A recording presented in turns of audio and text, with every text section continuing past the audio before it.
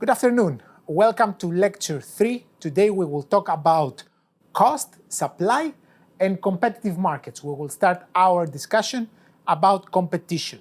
Let us start and remember what we said last time. So previously in economics and society, we talked about the budget constraint, the utility, and the consumer choice. In other words, we said that the consumer has to solve a problem of constraint optimization. Optimization is you want to maximize your utility, but this maximization is constrained under what your budget or your income allows you to buy.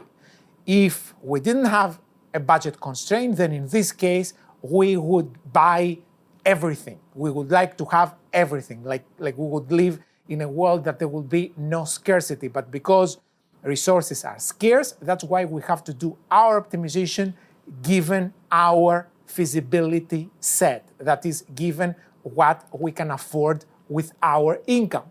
Then we said that this choice leads to demand. Then we presented the law of demand. We talked about the elasticity of demand. And finally, we had a tutorial video in which we talked about the cross-price elasticity and the income elasticity, and we said how they split the goods into complements and substitutes, or normal versus inferior goods. Today, now, we will talk about very interesting topics. We will start addressing the markets. We will talk about production. We will talk about cost. We will talk about perfect competition. And then we will understand what happens in perfect competition in the short-term period and in the long-run period. Of course, we will see why we have to distinguish between a short-run and a long-run period. So let's get started. Let's start with the production process. The production process is a very interesting process in economics. It's the process that transforms the scarce resources into useful goods and services. So you take the resources as they come from nature or from previous generations, and you use them in order to make something useful, something that you can use, or something that you can sell and make money out of it, and therefore be able to make a living. So resources are often referred to as production factors. That's the economic lingo. That's the lingo that we use in economics, the terminology. We call them production factors. And it's very convenient if we distinguish the factors into two separate categories. The first is labor, which is the human input, and the second is capital, which is inputs in goods, in services, and in land. Be careful here a little bit about my terminology. Input is what goes into the production function, in the production process, and then output is the final goods that we produce. This is a terminology we are going to use a lot in this course. So inputs are the production factors, and then output, usually we would say outputs, but output is the total production, the final production, the good that is ready to be sold to somebody else, to some other company that we will keep processing it, or to the final consumer, depending on what kind of business we are running. Now, it's possible that you will find in many other books of economics, it's very possible that you will find other production factors also. Like, for example, till recently, many books, now they abandoned doing that, but many books were having usually a third production factor, and the third production factor was land. So the difference between land as capital is that land is in a fixed supply. We cannot generate more land, or at least this is what we believed several years ago, because now we have situations like, for example, in Dubai or in some Chinese little islands that they are in the Pacific Ocean, that they are creating real land. Okay, but in general, for production purposes, we assume that land is something very specific. Now, here I include land into the capital, and then there was a fourth production factor. Sometimes in the books it became very fashionable near the 80s, but then again disappeared. It's entrepreneurship, meaning that you don't need only labor, capital, and land, you also need ideas in order to be able to produce something. However, now we include this also in labor, or we include it into the fixed factors, to the fixed parameters of the production function, as we will see later. So here, for our purposes of our discussion, that we will try to keep everything simple, we will distinguish all production factors into two different categories. So either labor or capital. Now, in everyday English, we refer to capital, and we usually mean money, a dollar amount that is required in order to start a business or to enter an existing business. This is not far away from the truth, but in reality, what we mean by I need $100,000 in order to start a new business, it means that you need $100,000 worth of capital. So capital is usually machines, is inputs in goods or services or land, buildings, especially machinery and equipment. And this machinery and equipment cannot be added together. You cannot add together computers plus printers plus cars, because the number is not going to make sense. But you can add the value of those, and this is what we refer to capital. So capital in economics is not the money, because the money does not produce anything by itself. The capital in economics is the machinery and the equipment that is measured, is counted in value terms, in money terms, and that is why we refer to capital as money. Now, sources of cost for the firm. If you were to understand the cost of production, because the cost of production is essential for a firm, we should know how much it costs us to produce something before we even price it or we make an offer to somebody else. Like, you cannot price something without knowing its cost. So it's essential for any firm to know the cost of something. Even you, before you undertake any responsibility, you have to be able to assess the cost of this responsibility. If you don't do that, then you're just doing random things, and you may end up losing a lot of money or a lot of utility in the end. So cost is essential. So if you need to understand the cost, you need two different things. Two different elements affect the cost of production. The first is the technology. Technology determines the potential combinations of labor and capital that is required to produce the desired level of output. Now, usually by technology, we actually mean things like that, like things that they have to do with microchips and artificial intelligence and all this.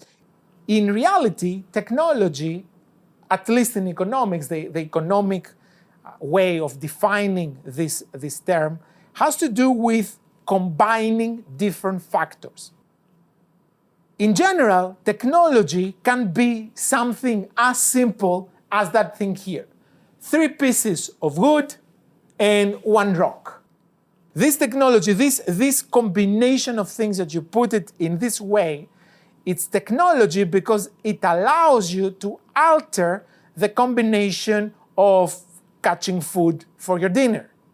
So in this case, before you invent this kind of technology here, you needed 3 men to go hunt that rabbit, so you will be able to have dinner.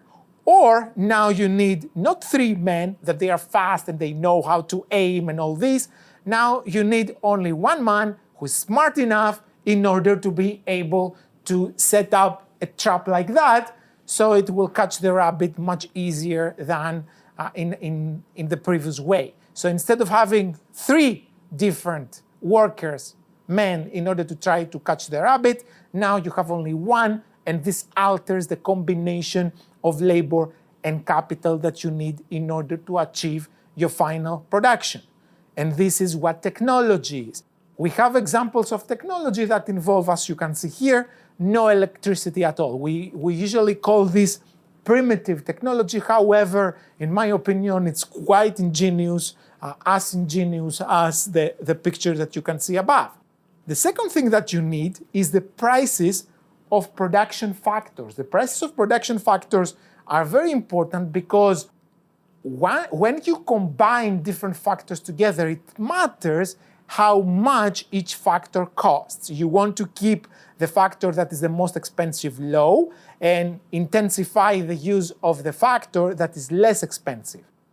All right, so there is a production function that we can incorporate. And the production function, the production process in general, is a process that is very simple for somebody to understand. So let's actually put everything together here. So let's imagine that you run a print shop and you need press operators, that is workers, labor, and print presses, that is an offset machine that most of the color printings that you see around are printed. This is the two inputs, the labor and the capital, and this is the final output, which could you be a good neighbor for an hour a week? That's pretty low expectation. All right, so as simple as that. Assume that you need to print 10,000 leaflets a day. That's the actual level of your production in your firm. Technology allows you to do this with two possible ways. The first way, two alternative ways, all right? So with one worker and 3 machines, so you have one guy who comes there for 8 hours and controls 3 different machines. So runs from machine to machine and then puts the paper and the ink in one machine, starts the print, then he goes to another one, he does the job in the other one, then he goes to the third one, he does the job in the third one, and then he circulates again, he circles again, around the machines, and he does this for 8 hours and can produce 10,000 leaflets a day this way. Or you can do something else. You can actually have only one machine, and then you have one worker to just operate this particular machine for 8 hours. Then you have a second worker come after 8 hours, keep operating for another 8 hours of the day. And then for the third shift, you have another worker and does exactly the same amount of job than 3 machines and 1 worker. So this is a very different choice of combination in this particular case. Now, such technology, this way of potential combinations can be conveniently represented by a production function. Like, for example, 3,333 times the labor, the amount of workers that is, times the capital, the amount of machines that is, plus 1, so I will get the 10,000, because if I don't have the 1, I will get 9,999. 1 will be missing, and if my customer counts them, I will be in trouble. Okay, so I have to add this 1 in the end just to make it 10,000, to approximate the number that I want. All right, so this works very well, and then some of you would be like, why do I need this nasty production function, equation, mathematics in order to describe something that I can understand perfectly intuitively? Look, it's a matter of how you see things. For example, I see this function here, this equation. Equations sometimes are called functions. So I see this function here, the production function, as a very convenient way because it has 1, 2, 3, 4, 5 different elements, 5 different little words that they explain the same thing that you have here in 3 different bullets. Okay, so instead of explaining this, I can actually have a very short equation that, if I'm not scared of it, as we said in the previous lecture, if I am patient to understand what it means, then I can be handling them very easily. Also, this can actually tell me the level of output, not only if I have 1 here and 3 there, or 3 here and 1 there, but it's a kind of machine, this function, that this machine is like, give me K's and L's, and I will be spitting out Q's for you. Okay, so you insert any K and L, any combination of K and L you want, and this will give you the Q that you will produce, which in my book, it's much better than trying to describe everything with words. All right, so math is a tool, it's not an end in itself. We need the math here because it's a better tool for this particular job that we try to do. Even if you are not a math person, if you are totally theoretical brain, it doesn't matter. This level of math, everybody can use. Just be a little patient, and you will see that in the end, when you practice with it, in the end, you yourself, you will be choosing this tool when you have choice. You will be choosing this tool because it will be indeed more convenient for you. Believe me in that. So the production function can calculate the number of prints, that's the output, Q, for any combination of L and K you choose. So it can give you for any L and K combination, it can give you the level of Q that will be produced. Different combinations of L and K are possible to yield equal output. I mean, you don't have to look further. Here is two different combinations, 1 and 3, and 3 and 1, that will give you actually exactly the same output. They will give you 10,000 leaflets a day. So you can have different combinations of L and K that they produce the same Q. They will yield the same Q. All right, but the costs of these different combinations do not necessarily have to be equal. This is because if capital per unit costs different than labor per unit, you should not expect to have the same cost. Like, for example, if one worker it's in the United States and workers there, labor there is very expensive and capital is very cheap, then probably the first method will be cheaper than the second because you have less workers.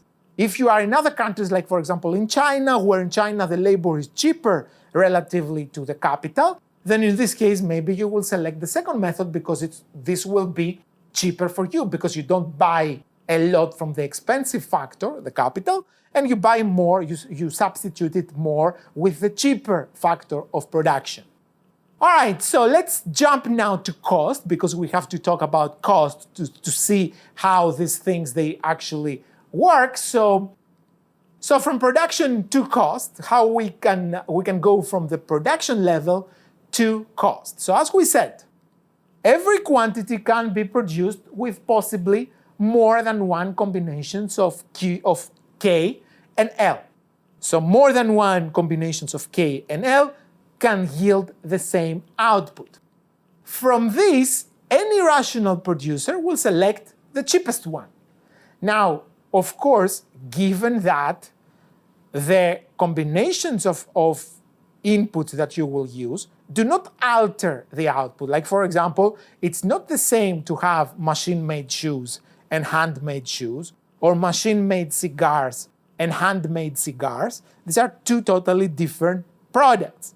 In this case, the Q is not the same thing. It's not like 3 handmade cigars do not have the same value like 3 machine-made cigars, so it's not even the same product. So here we're talking about that the different combinations will produce final output that will be indistinguishable from one combination to another. So if each machine is leased for $120 per day, and each worker is paid $150 per day. So we see here that capital is relatively cheaper than labor. So in this case, the first combination, K equals 1 and L equals 3, yields 10,000 units of output, 10,000 prints, and this is at the cost of 1 times 120 plus 3 times 150, that is $570 per day. Let's see what happens if we have the other combination that we saw before. So we have 3 units of capital and 1 unit of labor. This yields 10,000 prints, and the cost that does that, now it's 3 times the leasing cost of the machines, 120. So 3 times 120 plus 1 time, only 1 worker, times $150 per day. That will give me a cost of $510. So we see here that because the capital cost is relatively lower than the labor cost, I would want to use more capital and less labor if I have the choice to do that. And yes, the second method is cheaper. For every quantity, therefore, a rational producer will choose the combination of inputs that will be the cheapest. The combination of the alternative, if you have several alternative combinations to produce a specific quantity. From these several combinations, you are going to throw all of them away except the one that is the optimal. And the optimal is the cheapest. You always want to minimize your cost. No, you never want to maximize your cost or to have a non-minimum cost unless this non-minimum cost actually creates a product that is different, which again, for the different product, this is the minimum cost that you can produce it for. So if for every Q we choose the optimal combination of L and K, then we can derive another useful equation which links now output with the cost of how much this will cost you to produce it, and this assumes that you will use the optimal combination of L and K.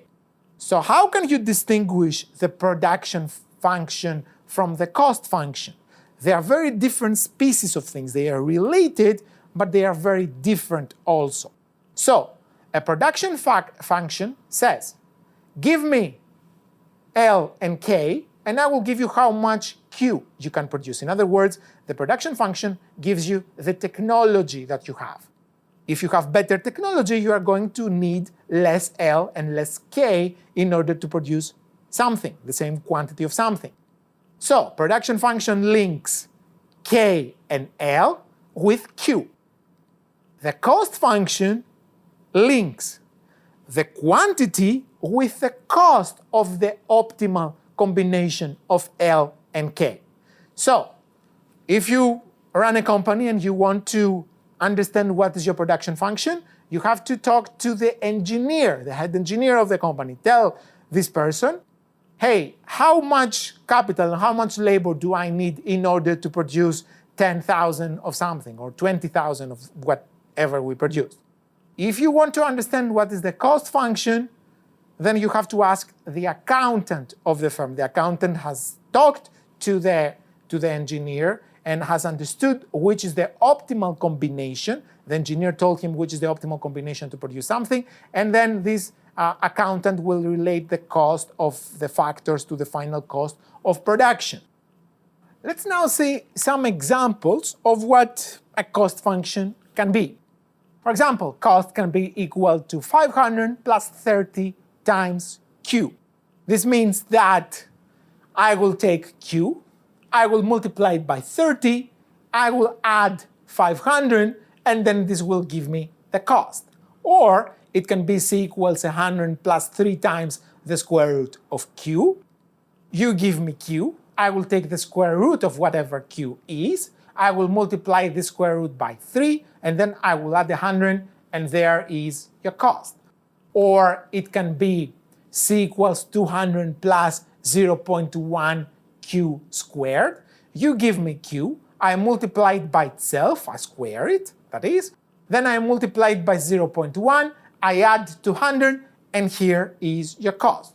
Now, I want you to observe that in all these three functions, there is a common pattern, a pattern that we follow in all these three. First of all, one part of the cost is fixed, is independent of Q, doesn't depend on the level of production. That is the constant part of each function. So cost, no matter what Q is, your cost will be at least 500 in the first case, 100 in the second case, or 200 in the third case. So you do have to face some cost no matter what the level of production is. This cost is what we call the fixed cost. Does not depend on Q. Is independent of Q. The calculations there do not involve any Q. And then there is another part that the cost increases with production. That's 30Q in the first case, or 3 times the square root of Q in the second case, or 0.1 times Q squared in the third case. So there is a factor in this particular equation that depends on Q. If in this case you make Q to be 0, this part of the cost will disappear. If you make Q to be very high, this part of the cost will be very important for the total cost of production in the end. So this part of the cost that increases with production is referred to as the variable cost of production. So the first one, fixed cost, FC. The second one, variable cost, VC. All right, so we have these two. How do you recognize them? Well, it's very easy to recognize them because the fixed cost is just a number, does not involve Q. And then the variable cost always should have Q in this expression in order to be considered variable. The fixed cost in reality, in real firms, includes costs that the firm cannot avoid by not producing. Look at that, 500, 100, 200, no matter if your production is zero, you cannot avoid the fixed cost. The fixed cost has to be paid. What is the fixed cost in reality? Well, in reality, the fixed cost is factors that they are acquired for a fixed duration, maybe on a contract or on a lease or under some other type of commitment, usually time commitment, or changing those factors is objectively difficult. Once you decide and you employ a particular factor, it's very difficult to change how much of this factor you are using. On the other hand, variable costs, they will be avoided if production drops to zero, entirely avoided, or you can limit those costs by keeping production low. This is referred to non-contract labor, raw materials, suppliers, things like that. So if you decide to produce less leaflets, you will buy less paper. And you want to use less workers if your workers are not on a contract. Okay, so depending on the commitment that we have, then a cost can go to the fixed portion of the cost function. If we have a commitment, it will be fixed, it will not be avoidable. And then if it is variable, if it can be avoided, then it will be a part of the variable cost because it will depend on Q. Like for example, imagine like my cost of living, I have a lease for 2 years at the flat that I live. So I have to pay the amount of rent every month, no matter what. Even if I'm not in the flat at all and I am on vacation outside of Singapore, then still I have to pay the rent. But the amount of electricity I pay depends on if I'm there and if I'm not there. If I'm not there, the electricity that I pay is very little because I turn off the AC, I turn off the lights, I turn off everything except the fridge. So the electricity cost will be extremely low. While if I'm there, the air condition will be working, the lighting will be working, and I will be consuming more electricity. So here, the Q will be the number of days that I will be there, and you can understand that the rent does not depend on the number of days that I will be there, but the service of the house will be there for me even if I am there or not. But then the electricity depends on if I will turn on something or if I will not turn on something. So this is the fixed part, and the other one is the variable part of the cost. Now, a very important distinction in economics is the short-run period and in the long-run period. In other words, when you plan something, when you have something in mind, there are some things that you can adjust like right away on the spot, and some other things that you cannot adjust on the spot. You have to really wait till the time is possible, will make it possible for you to adjust them. So in our analysis, we often assume, for simplicity, that the fixed part of the cost will refer to capital, and the variable part of the cost will refer to labor. We make this assumption, which is not always true in the real world, but in economics we assume that this is the case in order to make the models a little simpler, without loss of generality, because you can do it in a more complicated way. The results will not be different in principle, only in quantity a little bit. But in general, in order to explain a very simple model to students so you will understand the meaning, this is a trick that we do in order to simplify everything as much as possible. So we assume that K is fixed and L is flexible. Why? Because in general, we are leasing and we have contracts with capital. If you buy a machine, then it will take you months to sell it, an industrial machine especially. Maybe it will take you years to sell. So it's in general difficult to acquire capital. If you want to order, for example, a new airplane, you have to wait for months. If you want to order an offset machine like the one that we saw before for printing, it maybe will take at least weeks to be delivered to you. If you want to build a new building, forget about it, it will take years. And then in this case, labor is much easier to adjust than capital. So we assume that capital has time commitment and labor doesn't have commitment.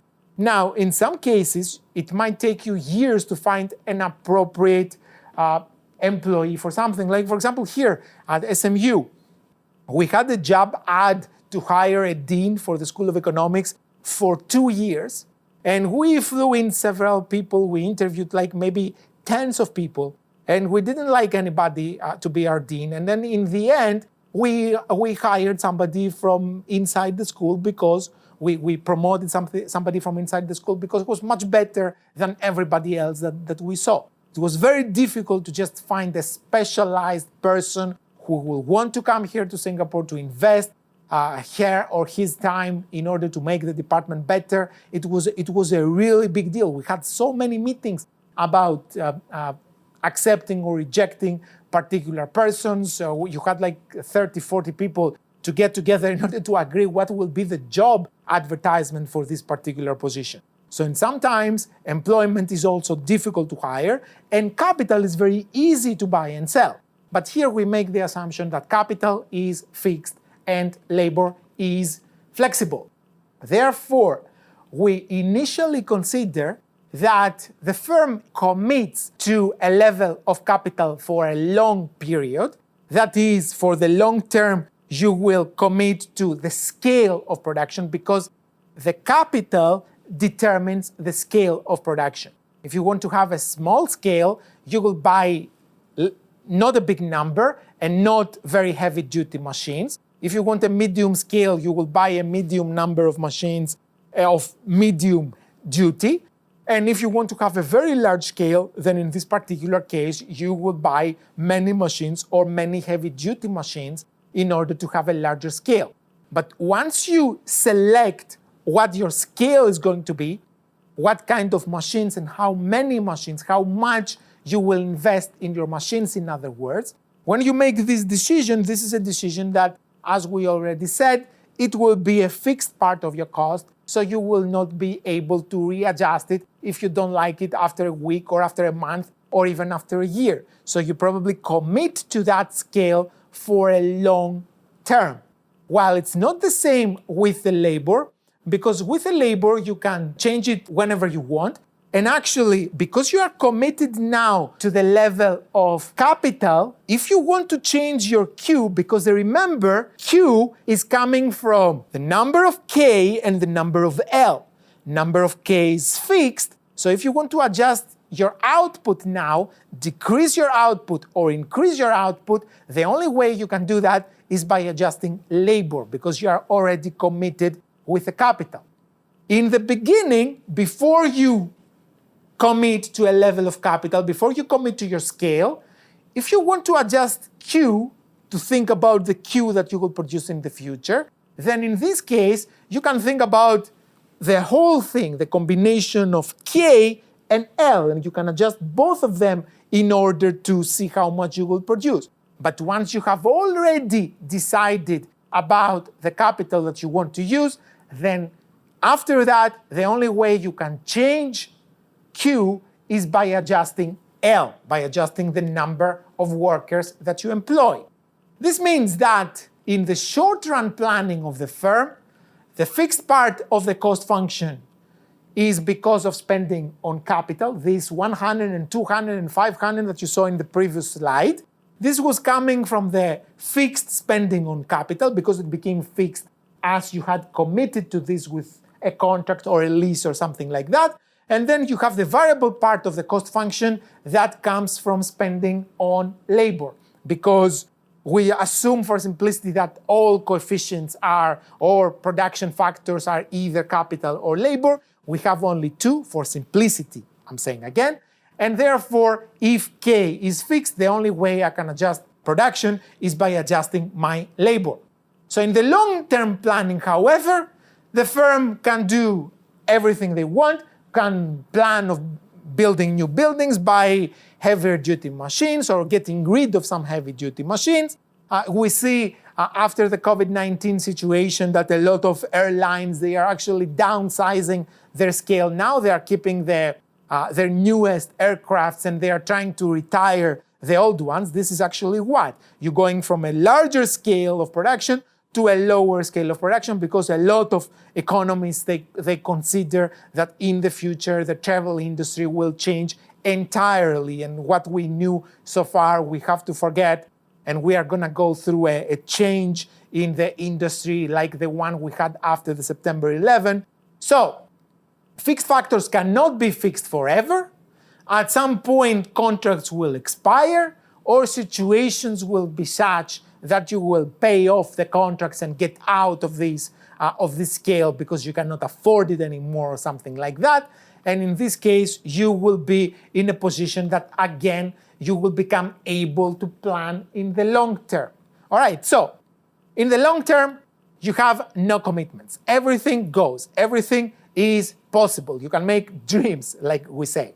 In the short term, things are very different. In the short term, you have to respect commitments that you have made, to honor these commitments, and therefore there are fewer factors that are adjustable. You have less degrees of freedom in your choice. Another very important part of the cost that we have to discuss is what happens with some costs that are completely unavoidable. Once you take them, there's no way to avoid them no matter what. These are referred to as sunk costs. So some fixed costs are also sunk. You can never recover them afterwards. So once it's paid, then it's gone. You cannot take it back by reselling it, by letting it expire or something. There's no way of being able to take back the money that you paid for a cost that is sunk. Some examples of sunk costs is training for employees. You hire an employee, you train them in something, and then this employee will leave. You cannot tell them, can you just give me back the education that I gave you in this job? You cannot do that. This is something that goes together with the employee. Acquire non-transferable permits. Like, for example, a little company wants to get permits in order to operate taxis. These permits are non-transferable. So once you apply for these permits and you take these permits, if you go out of business, these permits are lost. You cannot resell them. You can resell the cars that you use as taxis, but you cannot resell the permits afterwards. So the same thing happens with driving licenses, for example, for the taxi drivers. So if you pay for your taxi drivers to go and get driving licenses, then you cannot tell them, okay, so give me now the driving license that I paid for so I can resell it to somebody else together with a car and I will be able to get back some of the money that I paid for it. It's a sunk cost, you lost it. The most usual case of sunk cost, however, is the sunk cost that comes from buying job-specific equipment. In some jobs, you need specific tools, specific equipment, specific machines in order to finish the projects. And in this case, this equipment is useful for you for this particular job, but not useful for you or for anybody else for any other job. My favorite example for that is I observe every time that I go to the supermarket that they have many different kinds of juice. They have like orange juice, the most common, apple juice, also common, but they even have like carrot juice. Who juices carrots? Or tomatoes and stuff like that. And the only fruit that they don't juice that much, even though it's a very common fruit, is banana. And I was thinking of starting a company and I will make banana juice. Like I will juice bananas because bananas are amazing. And I'll not do it like the others. I'll do it much better than the others because that's my principle. If you do it better than the others. So in this case, what you have to do is instead of having like a square box and here's your juice in this no imagination box at all. I will make my bottle for the banana juice, I will make it look like a banana, to be like that. I haven't thought yet how it's gonna stand in the fridge, especially after you open it. Maybe we'll have like a spilling of banana crisis in this industry. I haven't thought about that, but I will.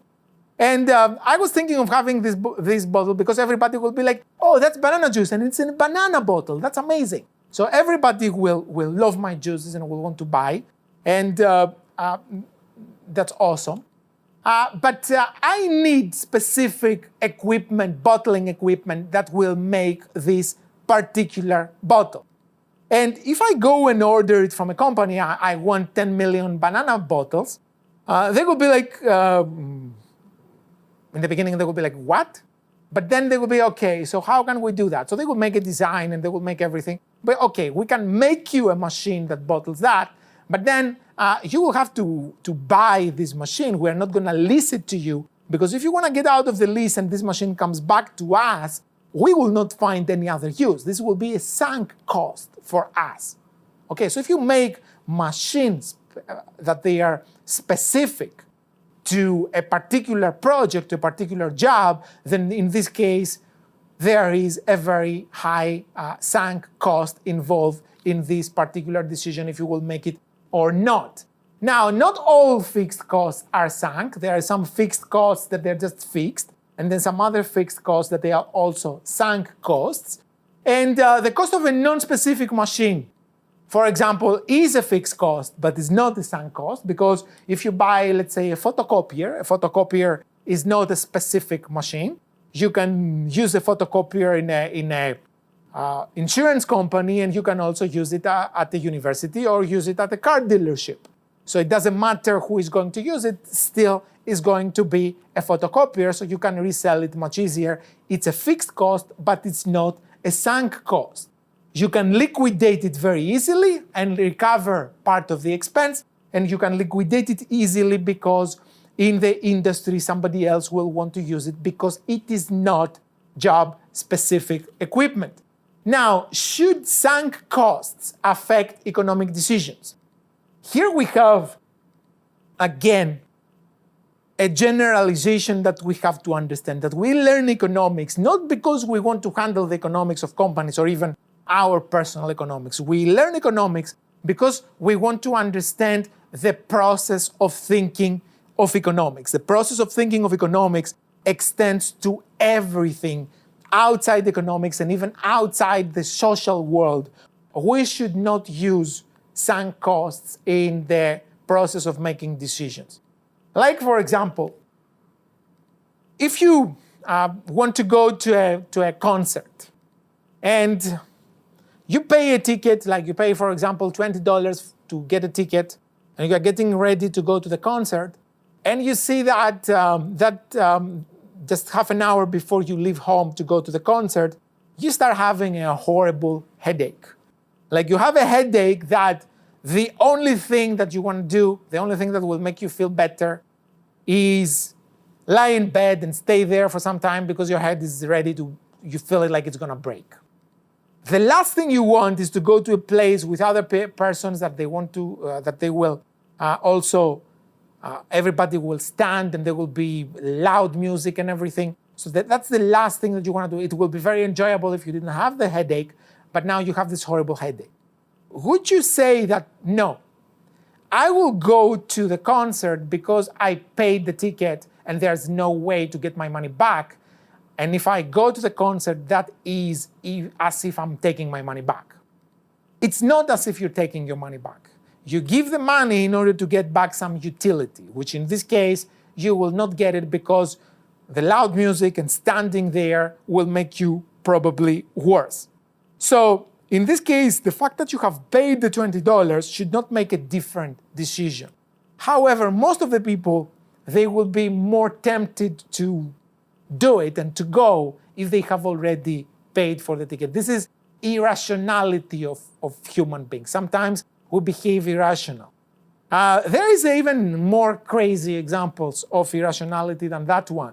And my favorite one, that is something that that I saw once and impressed me so much that I use it in every class that I teach about sunk cost, is one show that there is in American TV, at least it used to be, I don't know if it's still there, which was called the Jerry Springer Show. The Jerry Springer Show, which was the worst kind of trash TV ever existed in the human history, and probably never any time in the future of the mankind will ever come close to reach how low and trashy this show was. So let me explain very briefly what it was about. So you called somebody in the show that had to complain about somebody else. So this person will sit on a chair, and then Jerry Springer, who was the presenter, the host, he was asking the questions to the person who came, and was like, okay, so what are your complaints against John? And then this person who was sitting on the chair will start trashing John and say the worst things about John. And then John will come afterwards and will show also John's reaction in the green room behind. And then John will hear like, no, that's a lie, that's a lie. And then John would just want to go on stage and then confront the other person and say that, no, you're lying. It's not my fault, it was your fault. So then, surprisingly to the first person, John will appear, and then John will tell their side of the story. And then there was an audience also, a very big audience in the studio. And then when John will say something bad, the audience will be like, oh, what did he say about you? And they will try to provoke them very much. So at some point, they will start like almost a fist fight. And the show even had bouncers. I'm sure you don't believe me. So here I have a picture. You can see here that there's here you have two girls that they are in this particular show. I think they are fighting for that guy with the blue shirt in the back. And then you have like a production, cinema cameras around them.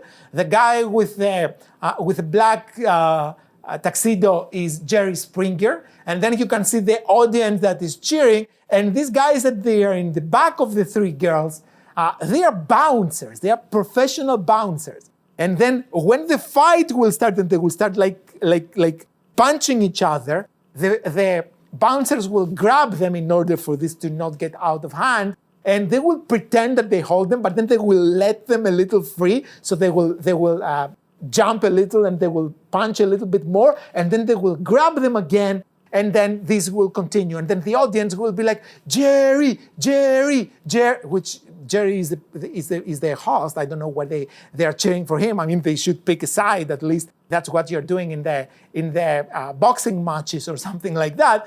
But this will be the situation that will go on in the show. So this was the first thing that I saw in American TV when I was in grad school, and I bought a TV in the United States. And I put the TV and I got the channels, and then I went to this, I think it was on ABC, but I'm not sure. And then I would see the first show, and I didn't know what it was. I had no idea. In the beginning, it seemed like an interview. So there was a lovely African-American woman, and she was explaining the problems that she had with her boyfriend. So the most important problem is that she said that he's not very good, he said. And Jerry Springer was like, okay, why he's not very good? He said, the problem started when he came out of jail. It's like, he came out of jail. Yeah. Why was he in jail? Well, they took him there for robbery. Like, oh, okay.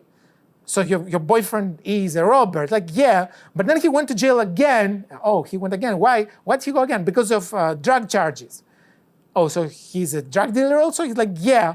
And then he came out and he stopped dealing drugs. He was just consuming. I was like, oh, he's an addict also.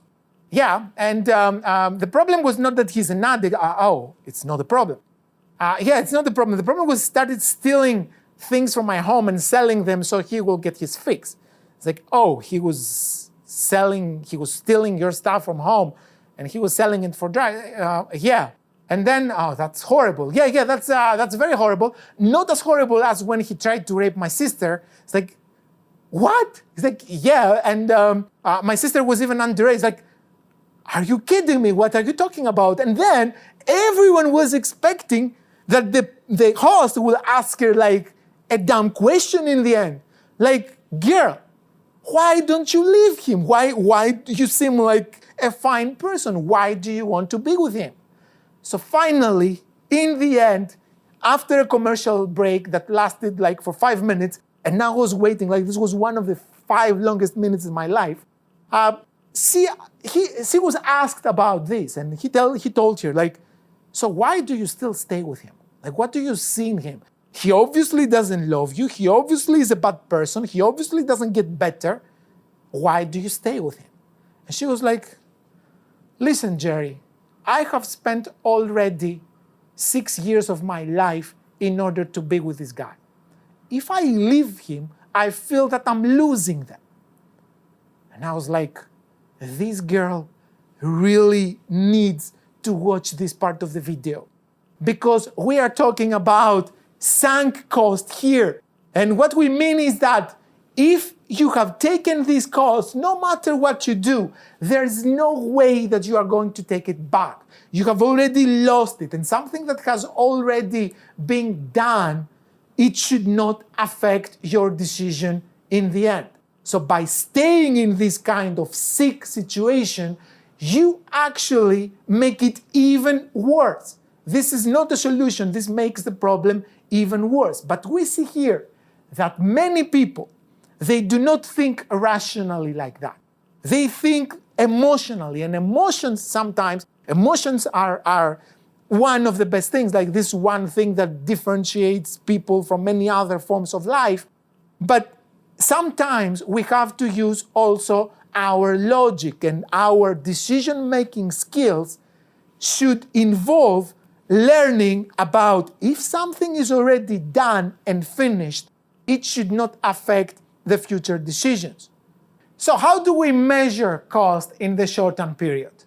The total cost is denoted by C and relates the cost, which is again denoted by C, the capital letter C. So it relates the total cost to the amount of production, what we said before, Q. So C must be a positively sloped function. This is because as production increases, it's just natural that more cost is required in order to produce. Then you have the variable cost, which is the part of the cost that depends on Q, as we said already. We denote this by VC, and should also be a positively sloped function. The more Q we have, the more the variable cost, the cost that depend on Q, will be. Then we have the average total cost, is when you take this capital case C up there and you divide it by the number of units that you have produced. This gives you the average cost, or how we call it, the cost per unit sometimes. So this gives you the cost per unit, and the cost per unit, the AC, is usually a U-shaped form. Now, there are some specific economic reasons why this is U-shaped, and we will see them in the tutorial video number 3. Now, I will not go in more depth to that. What you have to understand is that the average cost actually goes down and then keeps going up. So it has a U shape. Then we have the average variable cost, which has the same shape like the AC, because they are not very different together. The average variable cost is the VC divided by Q, so it's the per unit variable cost, in other words. And finally, we have the marginal cost, the MC, which is the cost of each additional unit of production. We use this notation here, the change in C over the change in cost over the change in Q. This is a notation that is not going to be very useful to you in this class. In case you are able to understand calculus, then this is actually telling you that the marginal cost is the first derivative of the cost function. So if you have the cost functions that I gave you before and you take the first derivative, then you will have the marginal cost function. And in general, when you hear the term marginal, it means the first derivative of something. This is if you understand calculus. If you do not understand calculus, you're not missing anything. I'm just trying to explain to people who know how this notation is coming from. If you do not know calculus, forget about the notation and forget about the derivatives or whatever they are. So MC is also usually a U-shaped function in a different way, however. Let's see a little more specifically those functions. So C is positively sloped, and that's all. So once you have the cost, you should expect that as you increase Q, your cost will be going up. That's natural. You should never expect that, oh, I increase production and my cost is going down. Okay, your cost will keep going up. Now, by how much it goes up, by more or less, that's a different discussion. What matters here is that it is going up.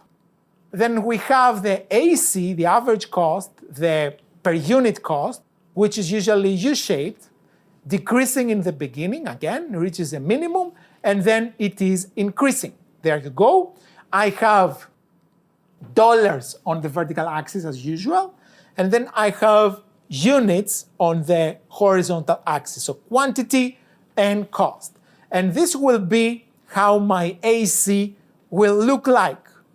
And then, as you can see here, it has a minimum. It is decreasing in the beginning, reaches this minimum, and then it becomes increasing. Then I have AVC that will look something like that. Now, why does it, first of all, it has also a U shape, but is a little different than AC, not very different, a little different. Why is that? Because the difference between those two curves, the difference that they have, is what? FC over Q. FC is a fixed cost, always constant. Okay, so you have something constant that is divided by Q. As you keep going up, Q is increasing. So you have the distance is a fixed number divided by Q. So it's a fixed number divided by a bigger number. So the difference, as you can see, becomes smaller and smaller and smaller. At some point, for very, very many units, these will tend to asymptotically converge to each other. But in other words, you have to understand that they just, if you have a fixed cost involved, then the two curves will both have U shapes, but they will tend to get closer to each other after some point. So they both have these two minimums. One minimum is here and the other minimum is there. And then if you have the marginal cost should also pass from those two minimums here. And it will go like that. This is the minimum AC. And then the marginal cost will pass from the minimum of AVC and the minimum of AC. Why is that? Intuitively, in economics, it doesn't matter very much. It's a mathematical reason. Let me explain to those that they are interested. If you have, for example, the average height of people in a room to be 175, and the new person that comes in is shorter, the average will go down. As the new person that enters the room is below the average goes down. Once the next person who came in had exactly the average height, then the height didn't change. And then if the person that will enter the room is taller than the average, then the average will start going up. So if the cost of the extra unit is below the average will go down. If the cost of the extra unit is above the average will tend to go up. So this is why we have this kind of shape. This is a mathematical reason, not so much that has nothing to do with production or anything else. So in this course, we will be using the AC and the MC, those two curves here, will be of a particular interest to us, and we are going to be using them as a system of curves. What is a system of curves? A system of curves are two curves that they go together and they actually are not independent with them. So they look like that. And if you move one, the other will move, because you see there, if you move the AC, then the minimum will move, so the MC has to always cross it in the minimum. So the two curves, they move together like that all the time. So we have this system of curves that they are related to each other, and reminds me the Greek letter psi. It's this letter from the Greek alphabet here, psi. You use it if you want to say a sound that is P and S together, like psu, like psari, which means fish. This is very useful to know because at some point we will have several curves inside the same graph. And in these cases, if you have, for example, 6 curves, it will be very messy to understand what is happening. But if instead of you seeing 6 curves, but you see 3 systems only, and your eyes are looking at systems of equations, then your eyes will be trained and you will be seeing inside this mess of lines very clearly what is going on. I have seen this with a lot of students that they can understand because now in their brain they don't work as individual curves, they work with system of curves. It makes things much easier. So these two things, they go together as one group of curves, one system of curves, reminds us of the Greek letter psi, and they are the cost system of the production. All right, so what happens now in the long run period? How do we select the scale? Before the producer commits to a level of capital, she has to think what is her expected scale of production. So when you set up your firm and you buy your equipment, if you go, for example, to a store to buy printers, the seller of the printers will ask you, okay, so how much do you want to print in your company? What is your target of printing? Or because they will give you a very different printer if you want to print 10 pages a day, and they will give you a very different printer if you want to print 100,000 pages a day. So it will be a choice that has to do with the scale. You have to understand what is your expected production, the expected level of production. So let's get back to our print shop example here. Assume that if the expected quantity is 10,000 prints a day, then you will go for a small scale. That's not a lot of prints. A small scale will actually handle this amount of job efficiently. So if you expect a quantity of 10,000 prints a day, you will adopt a scale that minimizes the cost around what you expect. So you want to go to a scale, to a cost, to a selection of capital. In this case, that the minimum cost will be realized at the target of production.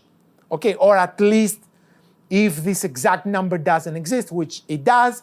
If it doesn't exist, you want to go to the one that is near this particular level. So you want your minimum, the minimum of the average cost, to be at the targeted level of production, that the level of production that you expect to be producing when you will start business.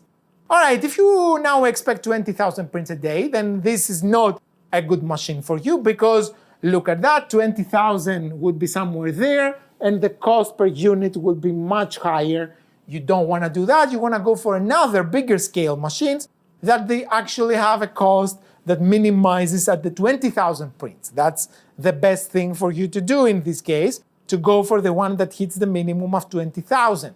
Then if you want to go for 30,000, you can do the 30,000 with the blue or with the green, but you don't want to do that. You want to get another one. And then in this case, for 30,000, you will minimize the cost per unit at the 30,000.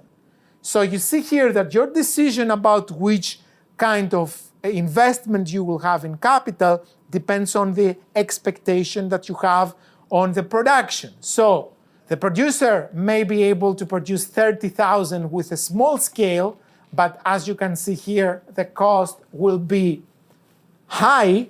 You will go very high. And then she can produce 10,000 with the orange scale, the big scale. But again, the big scale has a lot of fixed costs, so in this it's very expensive to buy. So therefore, if you don't want to produce a lot, it will come expensive to you in terms of per unit cost. So you don't want to do that. Another very easy example to understand, some students find it easier like that. Imagine that you are running a pizza delivery service. If you have to deliver, let's say, 10 pizzas, not 10,000, 10 pizzas is here, then you're going to use a motorbike. A motorbike would be perfectly fine. You have these boxes in the back. You can put 10 pizzas and you can deliver them. This is the best way to do it. Now, if you want to deliver 100 pizzas, let's say it's a big party, and you want to take like 100 pizzas, then you can do it with a motorbike, but you need to go like 10 times back and forth. That's not the best method to do it. The best method to do it is by using a car. Okay, here's motorbike, here's car. So you can use the car to even deliver 10 pizzas or 100 pizzas, but it's efficient only if you're delivering 100 pizzas. With 10 pizzas, it will not be very efficient because the car consumes more fuel, it has to wait more in traffic and everything, but you don't have to go 10 times if you have to transfer 10 pizzas, because in this case, it can fit them. If you want to deliver 1,000 pizzas, in this case there is a big convention, let's say, and you need to deliver 1,000 pizzas, then you don't want to take a motorbike, you don't want to take a car because you will have to go 10 times. You will go with a truck, a van, something like a bigger vehicle, which is not efficient if you want to do a smaller production. So how many pizzas do you want to transfer? And I will tell you which scale of transportation, in this case, production is transportation, and I will tell you which scale is right for you.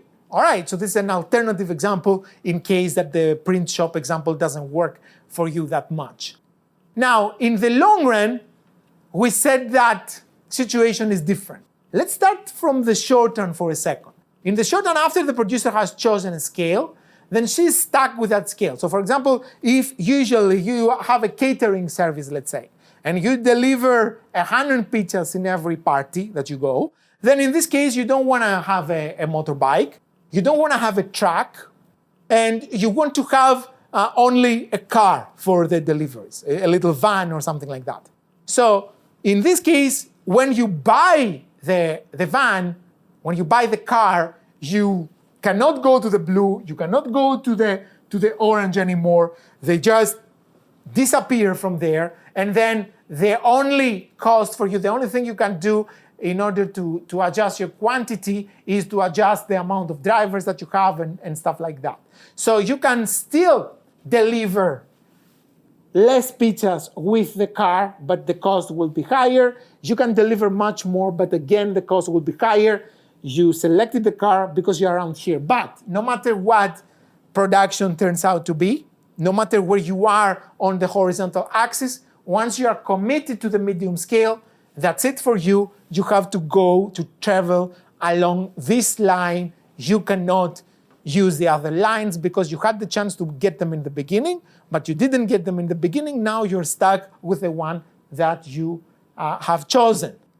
All right, but in the long run, this is not the case. If we go back now, before you commit, then you say, okay, what is my long-term cost? What is my cost without having committed to anything? If you haven't committed to anything, then your cost is the best. You can cherry pick the best cost from every curve. Look at that. I will go for this yellow envelope curve that is below my cost. If I want to produce very small quantities, I will go for the blue. Up to here, still for the blue because the blue is the best. Up to here, that I will still go for the small scale, the blue. Then after here, I don't want to go to the blue anymore. I want to go to the green, green, up to here. And then from here and later, I will go the orange. So my long-term cost is the envelope below these three scales. Because I'm not committed to a scale, I can mix and match the scales as I want. Now, in reality, there are not only three scales. It's not like clothes, that they are small, medium, and large. In reality, your scales could be something like that mess here. Because not only you have many different machines, but the way that you mix and match machines, you can get, for example, if you want to go to a scale that is somewhere there, you can get one large machine and two medium machines or something like that. So you can mix and match the total amount of machines you have, and your overall scale will be between the scales or even bigger than the other scales. You go for the extra large or extra small scales. All right, so you have like this mess of curves, which actually makes it easier to understand what is our long-term cost, because our long-term cost, again, there will be the envelope from below, which now becomes smoother and smoother and smoother and smoother from below, and gives me this nice U-shaped curve. So LAC is the long-term cost, the long-run cost, and it looks again U-shaped, but it contains all scales inside it. All right, all scales are inside this curve. So this takes me to our internal video that explains the reasons for the shape of the average cost, the AC curve in the short run, or the LAC curve in the long run, and we explain why the two curves have U-shape. The shape is similar, but the reasons for the shape is different. The AC has a U-shape because of what is known as returns to scale, and the LAC has a U-shape for a reason that is called economies of scale. Returns to scale and economies of scale are fundamentally different, and if you go to this video, you will see with definitions and with explanation and example and animation that they show exactly how everything works, and you will see how the two things are related, but also what are the differences. Then there is another video, an external video. It's made by one of my favorite YouTubers. He explains economies of scale and how they become relevant to the everyday life. And has a question like, why chicken sandwiches do not cost $1,500 each?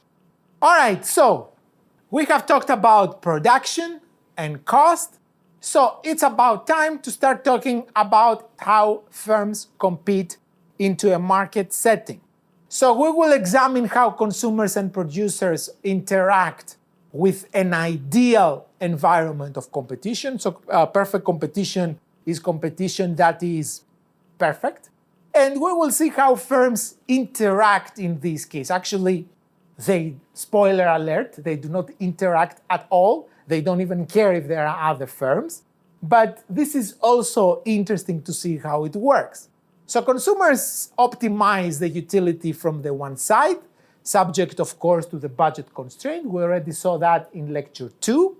And then producers optimize their production to maximize their profits. We saw that already with production and cost. So we have the producers that they make decisions how much to supply in the market. We have the consumers on the other side that they make decisions about how much to demand and at what prices. And then this supply and demand interaction is what creates the market. And now we will see how these two things come together.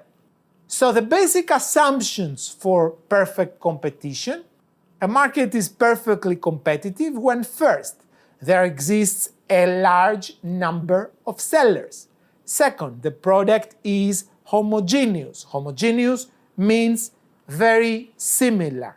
Homogeneous is a Greek word. It comes from the Greek word homogenes, which means something that comes from the same family. Like these two things are siblings to each other. And the opposite is heterogeneous. Heterogeneous means that they come from different families. All right, so the product is homogeneous in the perfectly competitive market, and then there are no barriers for sellers and buyers to participate in the market. So if you have a market in which there exists a large number of sellers, that they sell a homogeneous product and nobody has something to prevent them from entering or exiting the market, then this market will be described as a perfectly competitive market. There are many markets that they resemble this kind of model.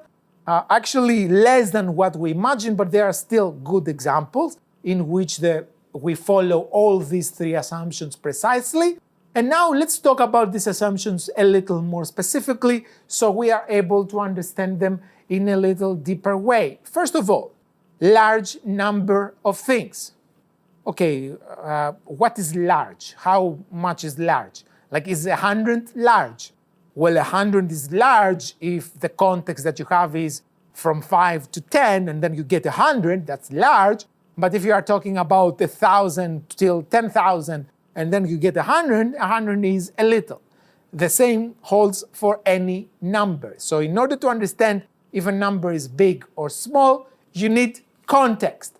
So firms are so many that cannot meaningfully interact. Meaning that if the firms are 2 or 3, then they always have an eye on what others are doing, because what others are doing will be very important since this market actually is served by only 3 different participants. But if there are, for example, 15 in a small market, then each one of them will be very small and then they will care very little for what the others do. And if there are 30 firms in a particular market, let's assume, for example, a farmer's market, that's the one we had in the cover in this segment. In this case, if you have, for example, 30 sellers that they are selling tomatoes, very similar tomatoes in one particular farmer's market, then in this case, each one of them will be very small and there's no reason to interact with this particular seller because it serves a much negligible small part of the market that this particular seller by itself, by herself or himself doesn't really matter that much for the market. So this assumption leads to what we call as price taking. Each firm holds a tiny market share.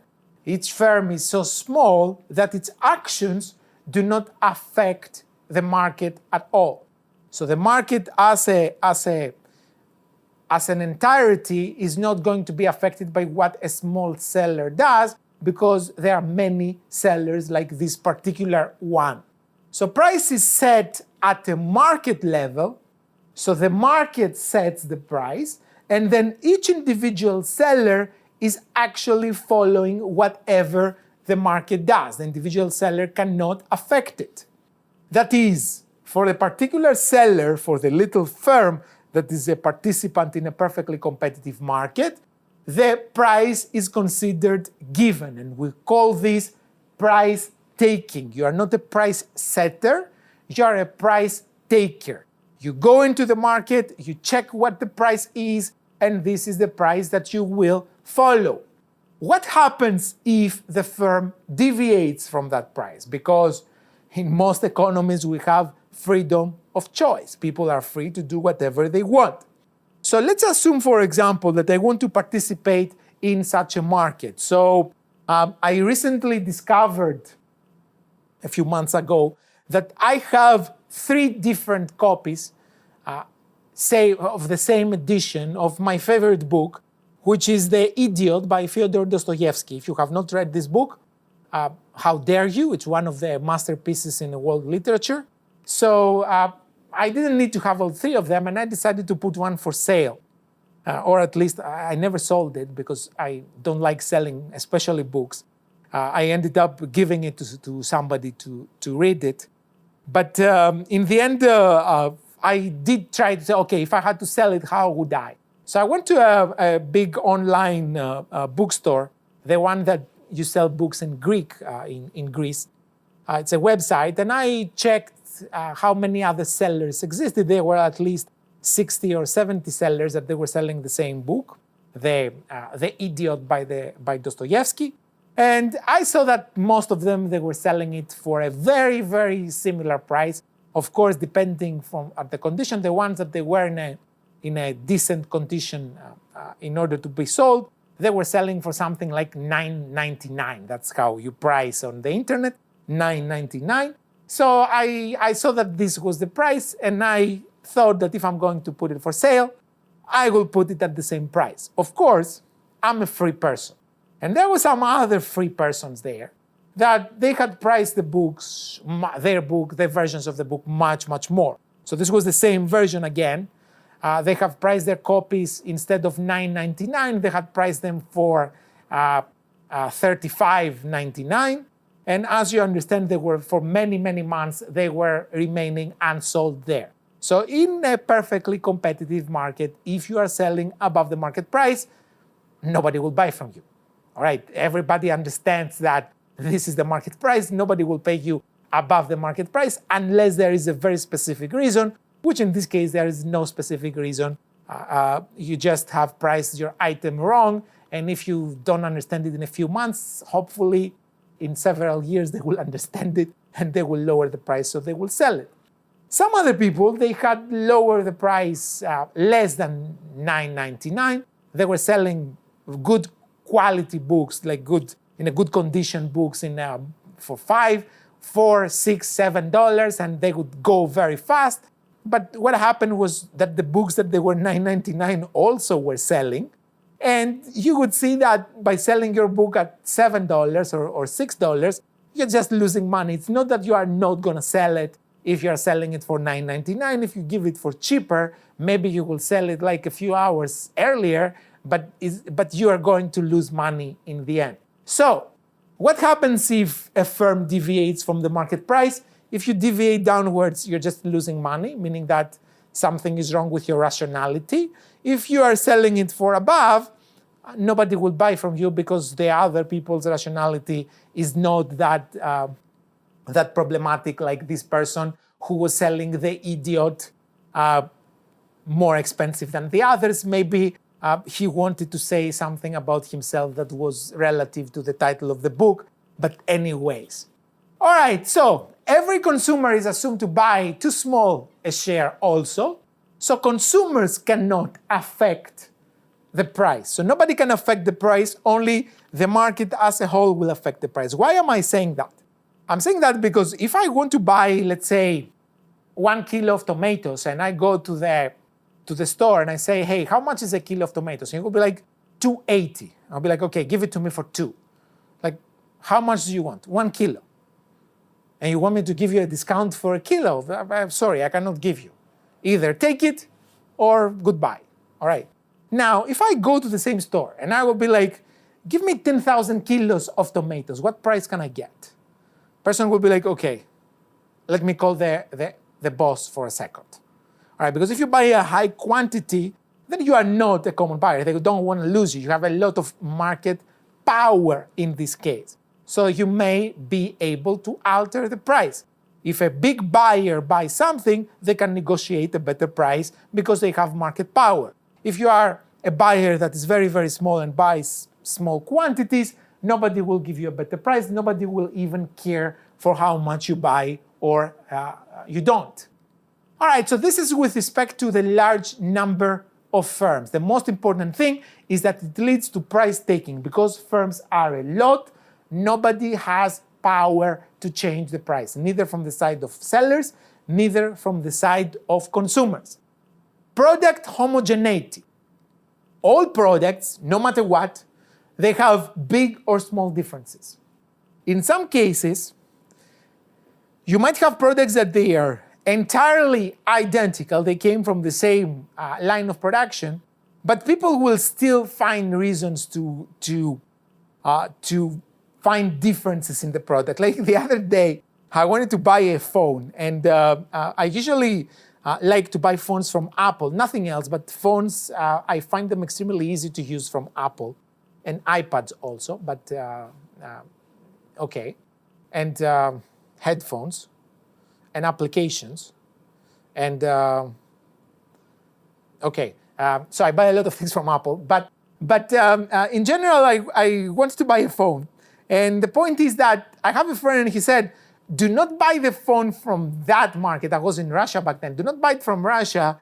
Go buy it from Greece instead. And I was like, why? And he says, because the phones that they are from Greece, Russia was served first. So they got the first batch of phones, and then Greece was served in the second wave. So they have the second batch of phones, and then I heard that they had this problem in the beginning, and then they fixed it in the later phones. But then in the other phones, they have to take an update. And now, who cares? Will I just take the plane and go to Greece to just go buy the phone from there just because you tell me that it's gonna need an update less, or am I gonna wait till 2 months that I will go there to buy the phone? So people do try to find differences in everything. So there are objective differences. There can be also subjective differences. Now, it is important how the consumer perceives the good. because the difference is in the eye of the beholder in this case. Even when the products are physically different, they have obvious physical differences. If the consumer cannot tell the difference, or does not know the difference, or cannot figure out and assess what the difference might be, then in this case the product is homogeneous, even though it's a different product made, let's say, from a different manufacturer.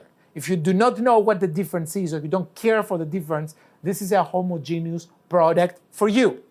In some other cases, when the products are physically identical, they should be considered, from somebody like my friend, to be heterogeneous. If the consumers think that they are heterogeneous, then for this particular consumer, the products are heterogeneous. Here is a personal example about this. In order to wash clothes, I don't know if you know that, I discovered this hard way. You need something that is called detergent. That comes usually in a bottle. It's in dust or in powder, or it is in liquid. The more modern ones are in liquid. And you go buy it at supermarket, you put it in the laundry machine. If you don't put the correct amount, like lots of foam comes out, true story. And in the end, like you understand, you make fun of your mom that she cannot send an email, but then you want to use a machine that has just 2 buttons on it. And unless you call your mom, it will be impossible to learn how to use this machine, even though it has just 2 buttons. All right, so I had to buy detergent, and this was not a simple process as it seems. So I go to the store, and it was too late to call to Greece because my mom was already asleep. I had to buy detergent. So I see the one that is the orange one, seems okay, but then there is the white and green that is also seems okay. And then another one that seems also okay, and then another one, and another one, and another one. So this is a very difficult choice because they have similar prices. Some is a little more expensive, the other is less expensive. But most of them, they are in a very similar price range. And you're like, okay, which one is the best? Which one should I buy? This is something that your mom can settle just in a jiff by calling her, but I could not do that. So I had to make a decision. So I looked at them. One is for, vibrant colors. The other one is for very brilliant whites. The other one has this blue powder inside that is very good in tough stains. And I wanted all of them. Like, I didn't want only vibrant colors. I wanted like the tough stains also, and I wanted my whites to be really white. So I didn't know which one to buy. So I decided, after thinking a lot, to buy the white and green, because that's the colors of my favorite football team in Greece. And I was like, that's the best way to decide. So I grabbed this, I went home, I put the detergent, actually I put half of it into the laundry machine. It was a mess. In the end, the clothes came out, they were clean, they were okay. And then in the morning, I did call my mom finally, and I told her what was happening. She was laughing and everything, she was making fun of me. But then in the end, she asked me, okay, which one did you end up buying? And I said, I bought the Ariel one, like the green and white. It's like, what? Why did you buy the Ariel? You should have bought Tide. I was like, how should I know? It's like, Tide is so much better. Don't you see that I have Tide at home? It's like, no, I never go to that place that you have the detergents and all of this stuff. I don't even know what they are. I try to keep away from them because I don't want to use accidentally something where I should not use it. And in this case, she made a big deal, like, why did I buy this one and I didn't buy the other one? What is the message of the story here? For me, that I'm totally ignorant in that, all these totally homogeneous products. For my mom, that she has a lot of experience on doing that, on using different ones and trying and being able to see how they behave in different stains and everything, these are totally heterogeneous products. So it became it was a very different story. This market, as I see it, and how she was saying it. So it was the differentiation is mostly on the eye of the beholder. So, heterogeneous products, sometimes like the ones that they have brand names, they can charge higher prices because they may be perceived as better. So if a product has a strong brand name, then this product will be perceived as better in the market. That's what brand name is. So people recognize this because they think it's better, and they will be willing to pay more money for this, so the seller can charge more money. So they are not price takers in this case. They can charge higher prices because they are perceived as better quality. Here is an example that I found. You can see like this handbag here, and then that one there. And they are very similar size. This one is a little more boxy, and it has these metal bands around it. This has leather bands around it, and it has like the strap that doesn't have this chain like the one that I had to take my dog for a walk. And they look very similar, like they look to me as a matter of taste. And I checked the prices at the store. The price of the first one is $89.90. That's the real price, by the way. I'm not exaggerating anything. And the price of the other one is $4,089.90, which is a huge difference. So the price of this one is something that I can afford for a bag, and this one is something that I totally cannot afford for a bag. So the question is, why would someone pay this amount for this bag? So this is a Louis Vuitton bag, or I think that's how you say it, how you pronounce it. And for some reason, Louis Vuitton is something that the only way that I knew for this brand is through trap songs. Okay, trap music, like if you are a trapper and you are not flexing a Louis Vuitton one way or another, you don't know what you're doing. All right, so they are very different. And then I asked students when I was teaching this class face-to-face with students. And a student, she told me like, no, this one is more exclusive because it's limited. All right, so it's worth the money because it's limited. And I was like, of course it's limited. It's limited because who is in the right mind to go pay $4,000 to go buy a handbag? And a lot of people agreed with me, but a lot of people agreed with her also. So we see here that if you have something, if you have the means to establish a brand name, then you can charge a much higher price for a product that is very similar. Now, I don't know if this bag is $90 good and what possibly this bag could be doing in order to be $4,089.90 good. I don't know if the difference is in quality or the difference is in flexing. Like, for example, if you have this, you say, look at me, I have a nice bag. If you have this, you say, look at me, I have a nice bag, and I also have a lot of money to burn because I even have much more that I don't know what to do, which actually could be the perfect lyrics for a trap song. And maybe I have a career there. I don't know. The third assumption that we made is that we have free entry and exit. In a PC market, entry or exit must have no restriction or barriers. Now, what can be restrictions or barriers? Like, for example, requiring a permit in order to be able to sell something.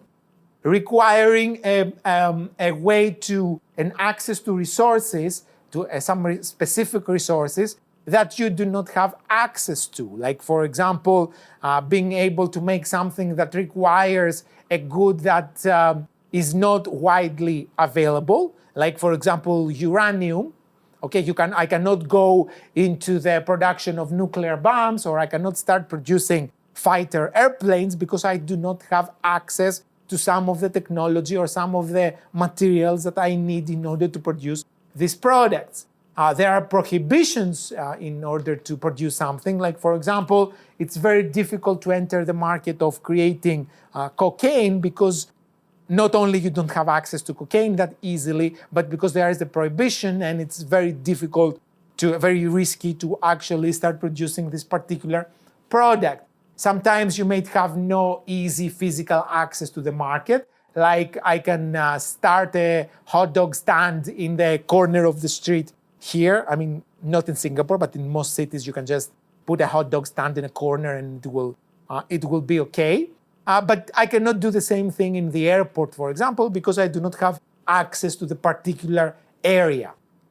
Sellers may freely enter or exit the market. By freely, I mean without impediments. This doesn't mean that they do not have fixed costs. You always have to buy some capital, so you always have fixed costs. Even perfectly competitive firms, they do have fixed costs, but we just don't assume that fixed costs are so huge that not everybody will have the liquidity to be able to buy them and start producing. All right, so we assume that the entry is free in terms of different impediments. Buyers can easily switch from one supplier to another without any costs. This is also very important, meaning that if the sellers do not have any impediment into getting into the market or out of the market, the same should happen with the buyers also. Because if I come here to you and I want to buy, for example, let's say you sell tomatoes, and I will be like, okay, how much is a kilo of tomatoes? And you tell me it's $5. Okay, that's kind of expensive, thank you very much. And then I will go to the other seller right here, to camera 3, and I will be like, okay, so how much is 1 kilo of tomatoes if I buy from you? And you will be like, $7. I'm like, oh, now I have to go to camera 1 again, but this is far away. What the heck of it? Okay, I'll pay a little more, give me. So this means that I do not have zero switching costs. So switching from you as a producer to you as a producer, then in this case might be costly if I have to walk some time to go to another seller. This will not mean that I have free switching costs, like zero switching costs. So in some cases, we end up buying something because we don't want to keep looking in the market because this becomes very costly for us. In some other cases, you can just do that if you're in the farmer market and one seller is next to the other, then these guys will not have different prices because they know if they have different prices, then nobody will be shy to leave them and go to the cheaper guy to buy from there. Okay, so this works like that most of the times. Now, profit maximization in general, profit maximization is something that firms like to do. It's the purpose why we are in business. Rational sellers will always try to maximize the profits. Profit is denoted by this letter here, which is the Greek letter pi. In Greek, we do not call it pi, we call it P. But because the English and the Americans, they call P the Latin P, they changed hours and they made pi. Sometimes I call it P because that's how I call it in my language, but the right way to call it in English is pi. So profit is equal to the revenue minus the cost. Always profit is what comes in as revenue minus what goes out as cost. That's what profit is in terms of everything, all right? So this is a general definition of profit. Now, how do we hit the level of production, the level of Q, where pi is maximum? Profit becomes maximum. I want to produce that quantity for which my profit will be maximum. Now, that quantity, why does it matter, the quantity? The quantity matters because, as we saw before, my cost per unit will be different for every quantity. And also, my revenue may be different for every quantity. If I want to sell more units in the market, maybe I have to lower my average revenue, lower my price to sell more. So, both the revenue and cost may or may not, but also may be dependent on Q. So I want to find the Q, the optimal quantity at which, if I produce that quantity and I put it for sale, I will maximize my profit. So here's a way to think about that. If by producing an extra unit of Q, the revenue from that unit exceeds the cost of that unit, okay, I produced an extra unit, I put for sale one additional unit, and I see that what I get from this unit is more than what this unit costs me to make. In this case, the contribution of this extra unit to my profit is positive. So that's good news for me. I want to do that. Okay, I subscribe to this. This means that I will go ahead and I will produce that unit because it adds to my profit. But look at that. Revenue from the last unit, from the additional unit, is what? Marginal revenue. Marginal is the last unit of something.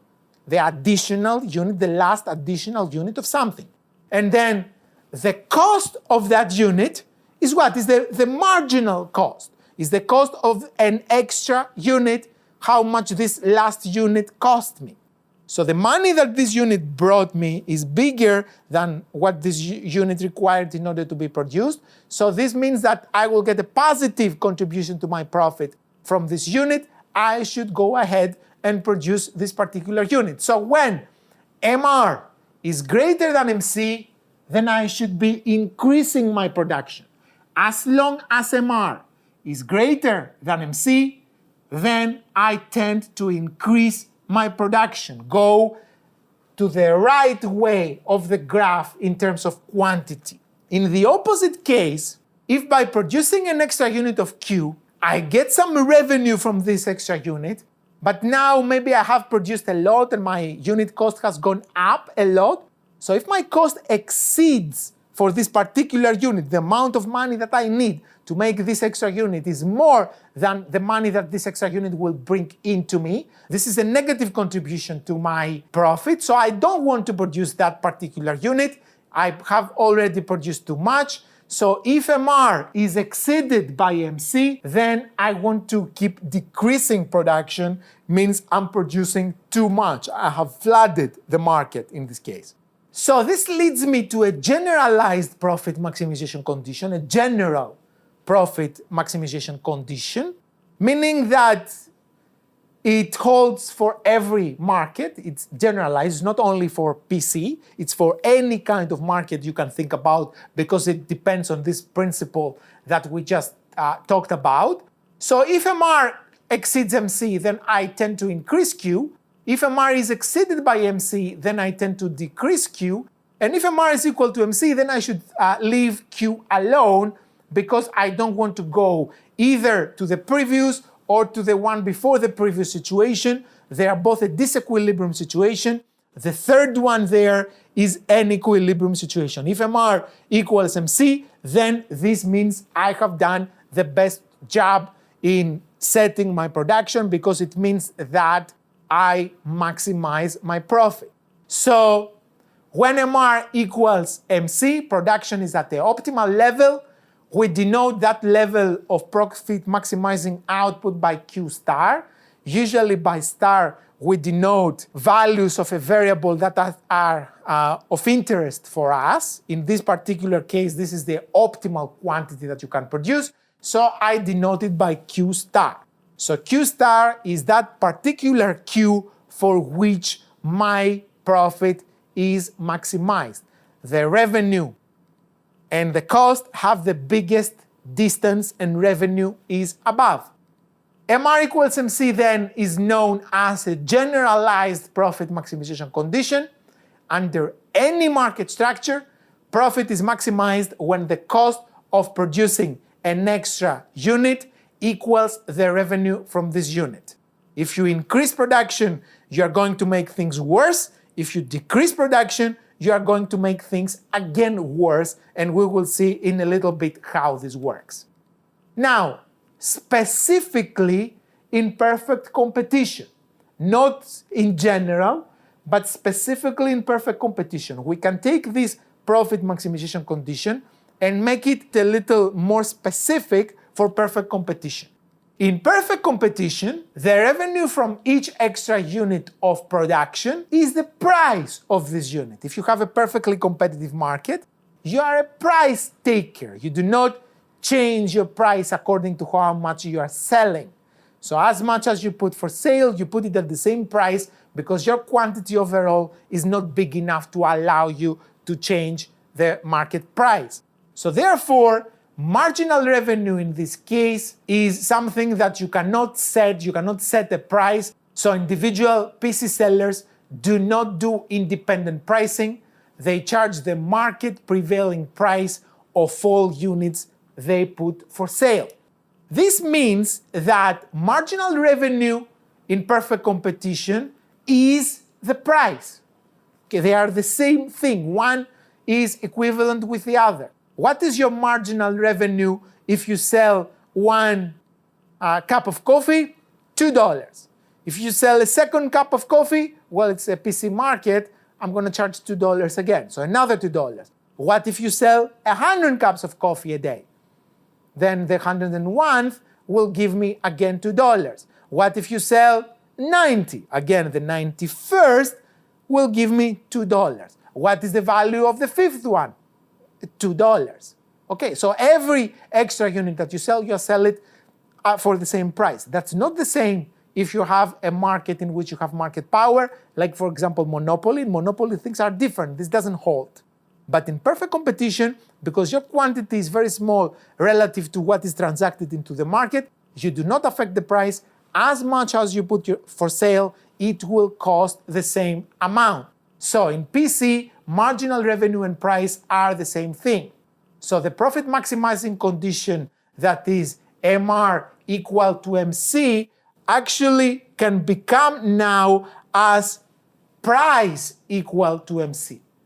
So this means that I can be now more specific, and I know that revenue and cost have the biggest difference. I have the maximum profit when my price is equal to MC. If you want to consider MR equal MC, still it will work. It's just more general. This is a little more specific, so it can give you a better understanding of how things work in a PC market. So under perfect competition, the profit is maximized when the cost for producing an extra unit equals the market price. Now, let's see how a PC firm perceives the demand function. The demand function is generated by consumers solving the constraint maximization problem, maximizing utility subject to my given resources. So this is the problem that consumers solve, and they develop a demand curve, each one of them. Then we take the demand curves of all consumers, we add them horizontally, and we create a market demand. We saw this in lecture 2. So we know that the demand is from the side of the consumption. However, in perfectly competitive situations, the PC firm perceives this demand that indeed is generated by the consumers in a way that needs a little bit attention in order to be able to understand it well. So the individual PC firm cannot affect the price. The price results from an interaction of demand and the total amount that is put for sale, the total production at the market level. When quantity produced exceeds the quantity demanded, so in other words, the consumers demand less than what the sellers have put for sale, then in this case, price will tend to fall. All right, so if you have your sellers to produce more than what the consumers demand, then this means that in order for consumers to demand more, you should lower your prices. When quantity produced is less than the quantity demanded, meaning that the consumers demand the product more than at the rate that this is produced, then the price will tend to do the opposite. It will tend to rise. So the market price will be at the level where the quantity produced is equal to the quantity demanded. So the only point at which price will not try to fall or will not try to rise, the only point that the price will have no reason to deviate from, that's when the quantity produced equals the quantity demanded. Individual sellers they take the market price as given. So each firm is too small to have an impact in the market price. Let's now see all of this, how it's put together in order to make a better sense with a graph or maybe two. So I will give you two graphs, the market and the firm. So in this graph here, we will see what is happening into a market level. And in this graph, we will see what happens into a firm level. Okay, so this is for the entire market. This is for a specific firm. Each firm is the same in this particular industry. They are all very, very small and they have a similar cost of production and everything else. So we assume that every firm is the same like every other firm. So here is the individual firm and here is the market. Now observe, I have put the market on the left and the firm on the right, and this matters because the vertical axis is the same, exactly the same in both of these two graphs. So the information that we have here is horizontally transmittable from the one market to the other. You can translate the information that you have here in terms of price to what you have here in terms of price. That's why I put them next to each other and not one on top and the other on bottom. I cannot do that because here the quantity is the total quantity for the entire market, and here the quantity is only for the firm. So lowercase q is the quantity of the firm, uppercase q is the quantity for the market, and this is something that we will keep assuming it till the end of the micro part of the course. Now, what happens in the market level? We have the demand that comes from the consumers maximizing the utility subject to their budget constraint. And then we have this curve that is the supply curve, and it comes from how firms decide how much to produce for each given price. You should be like the what curve? Because we have not seen a supply curve so far. What is it? We saw how we derive demand curves, but we haven't seen how we derive supply curves. So take my word just for a few minutes. We will derive this curve exactly in a proper way. But till we do that, let's use it for a little bit as if you know it. So just trust me for a little bit. It's upward sloping in terms of quantity and price. So it's a positive relationship between the two. The more the price is, the more you want to put for sale in this particular case. So we have the supply and the demand. And then the demand is an expression that shows me how much quantity is demanded for each price. And the supply is another expression that shows me how much quantity is produced for each given price, which means now that this graph here incorporates what we said before in the previous slide regarding quantity produced and quantity demanded. So we try to find a balance between quantity demanded and quantity produced in this particular case. That's why I am going forward and I'm trying to use this supply curve that we haven't derived yet. All right, so we said that these two will equilibrate at the point that they will touch each other at A right there. And this is exactly what is going on. So this means that the whole quantity that we will sell in this market by all firms together is Q star, capital Q star, and the price that the market will set is P star. Now, I'm not very interested in that. This will be the sum of all quantities of each individual firm. But what I'm very interested for now is the price that is set in the market. So this is how the market derives a price, understands what is the right price for something. So this particular price will actually be what the individual firm will take as given. So I can actually mirror that to the firm. That's why I put them next to each other. So I can translate prices from here and move them there. So this is the price that you want to be selling. So it's as if you see the demand. If you are a little small individual firm in a perfectly competitive market, you just look around you in the market, you look at the market price, what everybody is selling for, and this is the price that you will sell for. So this is as if the demand is a horizontal curve for you, a horizontal line for you. It's not what it is in terms of all consumers. This has to do with the demand of quantities that they come no matter where from for all sellers.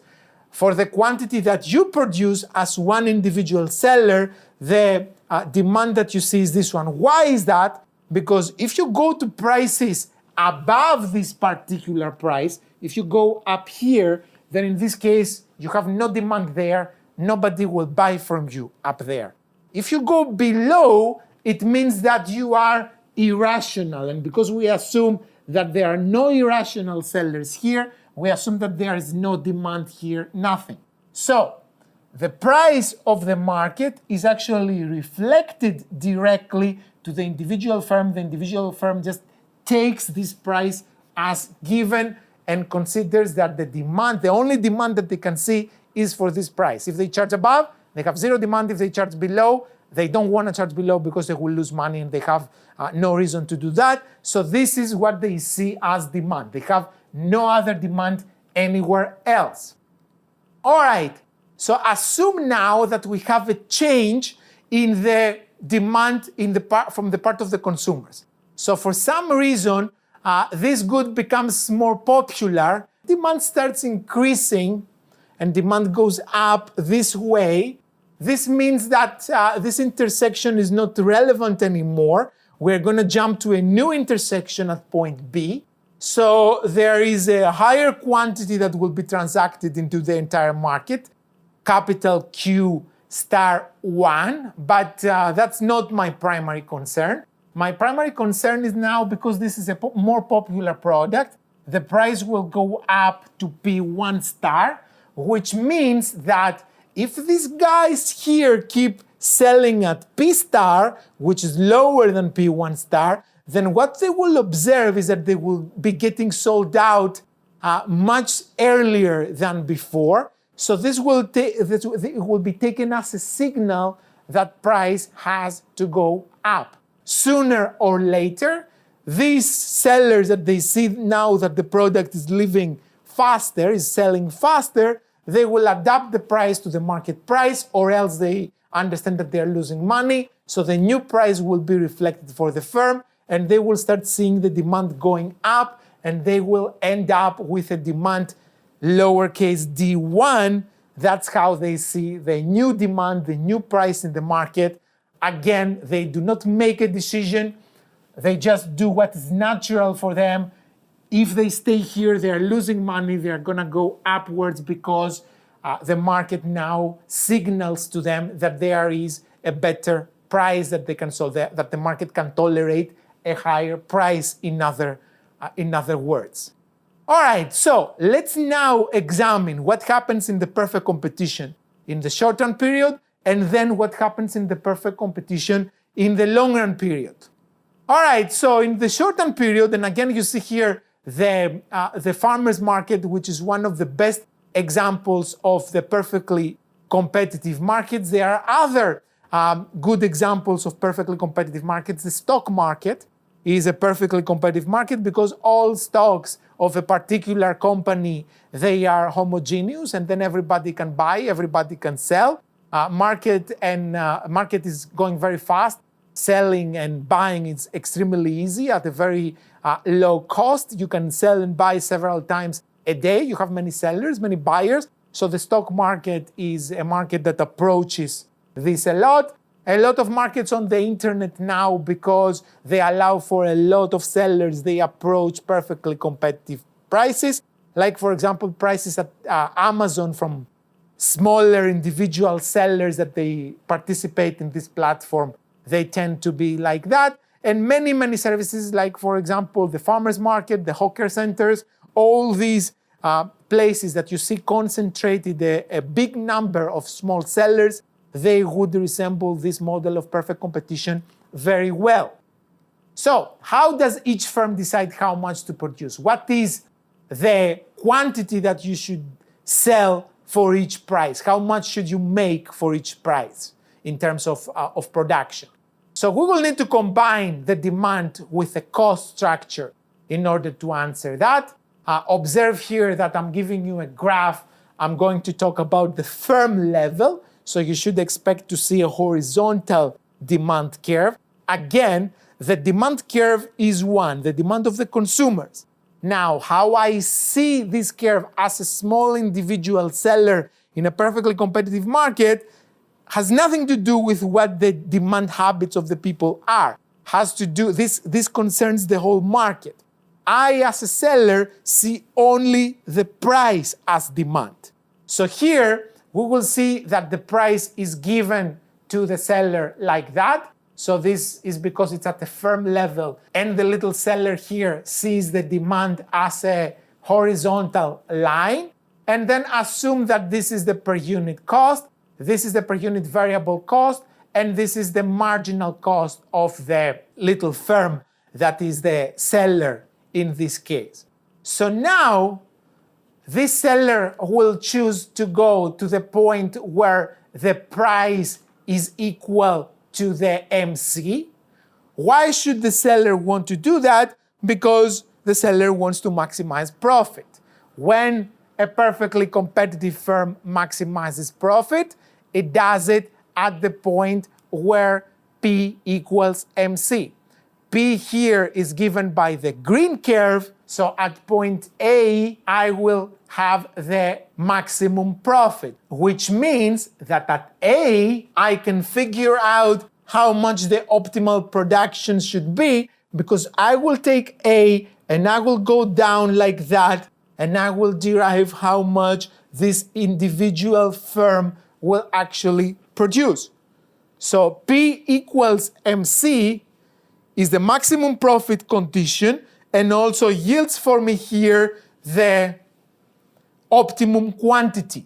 I just go down to the quantity axis and I derive the optimum quantity at A.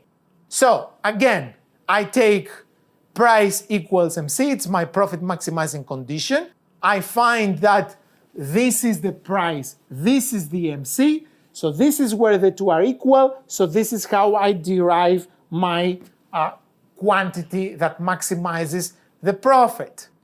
Now, firm will produce Q star because P equals MC there. And at Q star, now I want you to observe some things in this graph. Revenue per unit is the price. It's a perfectly competitive situation. Every unit that you sell, you get the same price. Total revenue is P star times Q star. So this gives me the entire green square that you can see on the slide. Cost per unit is C because I have Q star units.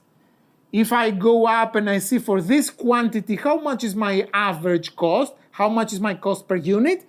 The AC curve will show me that. So for every unit from the origin till there, from every unit, the cost per unit is this blue highlighted distance here, which means that my total cost for producing Q star will be how much the cost is, lowercase c, multiplied by Q star. So this will give me this area here that is the light pink color area.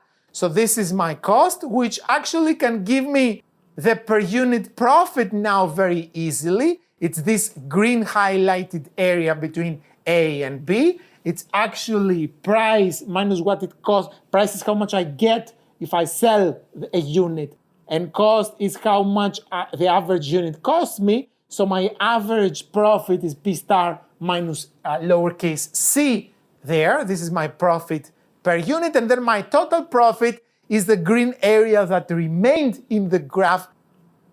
I want you to visualize that.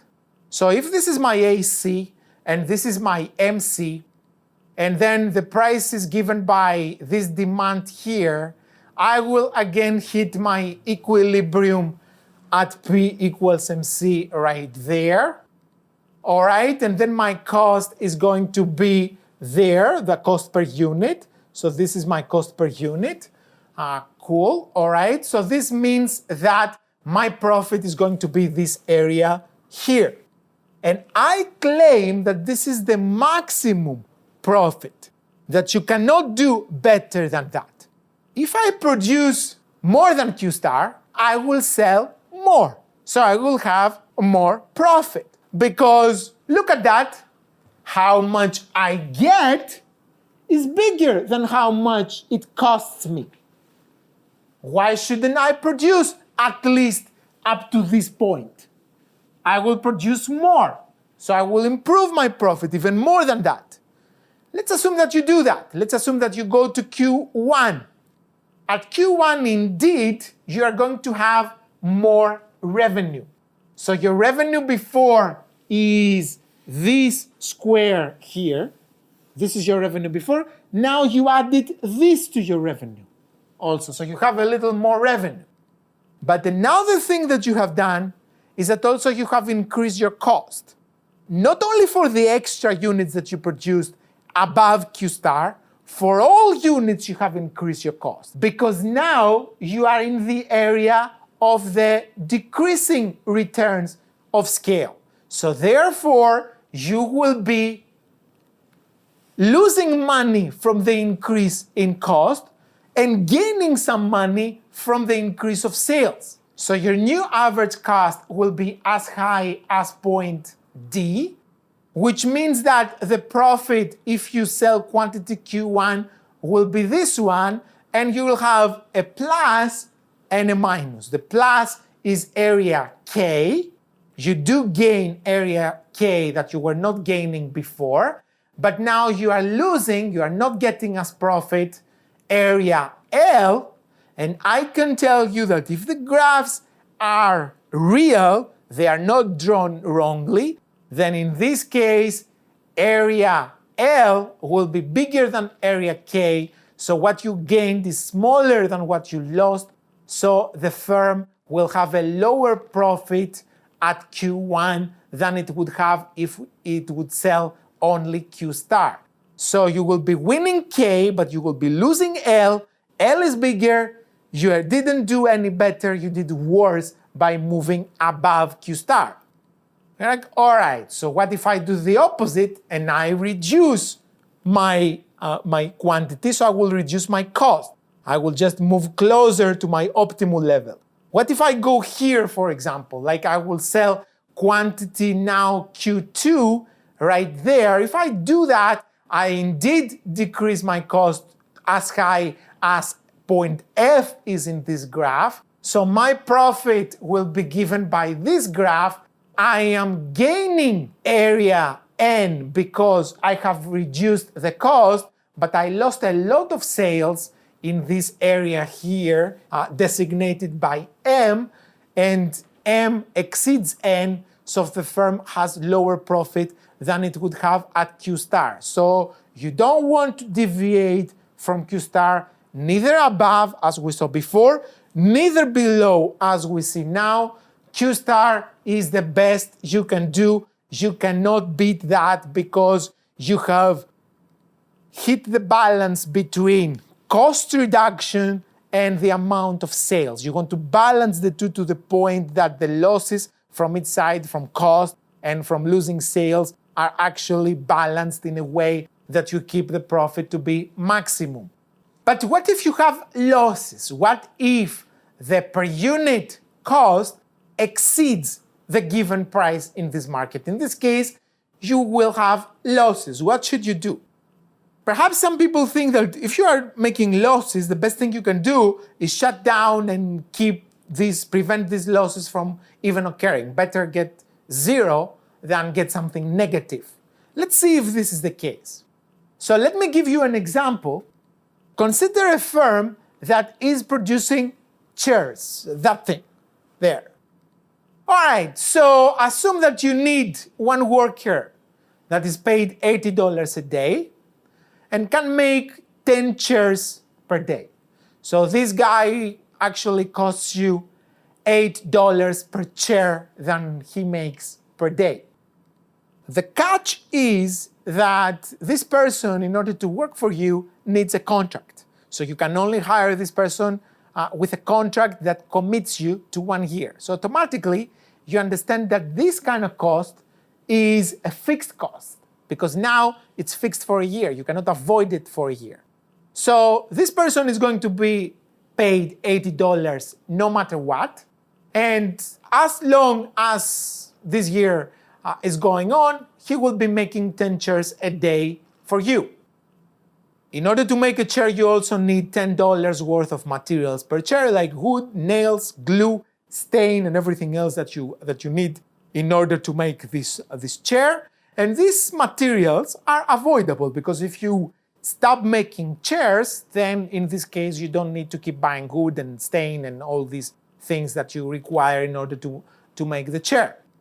Let's calculate our cost per unit, because this will be very useful. So the average fixed cost, my labor again is fixed here because it's on a contract. So the labor cost per chair is $80 divided by 10 chairs will be $8 per chair. My average variable cost, capital here is my variable cost. See now what I did? Usually we said that we assume that labor is the variable factor and capital is the fixed factor, but I have given them to you here the other way around. As long as somebody clarifies to you what is on a contract and what is flexible, then in this case you can figure out what is the fixed cost and what is the variable cost. The fixed cost will be what is on a contract, and the non-fixed cost, the variable cost, will be what is flexible, not on a contract, not on any type of other commitment. So the average cost is the total of AFC and AVC. Average cost in general would be $8 for the labor and $10 for the capital. This means that each chair costs to you $18 to make. So the making cost is $18. Now, if price per chair in this market is $12, all right, so the price that you can sell is $12. You cannot sell above that because you're not going to sell anything. People are selling those chairs for $12. Of course, you don't want to go below because you will lose money, and here, obviously, you have no reason to do that. So what is happening to you? You are losing money if you are producing chairs. You are losing $18 minus 12, $6 per chair. Yet, by operating, you cover the entire $10 of your average variable cost for the capital, plus $2 of the average fixed cost for the labor that you have to pay no matter what. This worker is on a contract. Even if you shut down, you're not going to file for bankruptcy, and even if you file your bankruptcy, you still have to pay for your workers. You still have to pay the contracts that you have. So this means that even if you shut down, you will be paying $80 a day to this person for making 0 chairs. He has a contract. This is what a contract is for. It guarantees job security for this particular person and payment security for you as an employer. So this means that operating losses are 10 chairs times $6 loss per chair equals $60 per day. $60 per day are your operating losses, but shutdown losses are $80 a day because you have to pay $80 to this person for 1 year for this particular contract.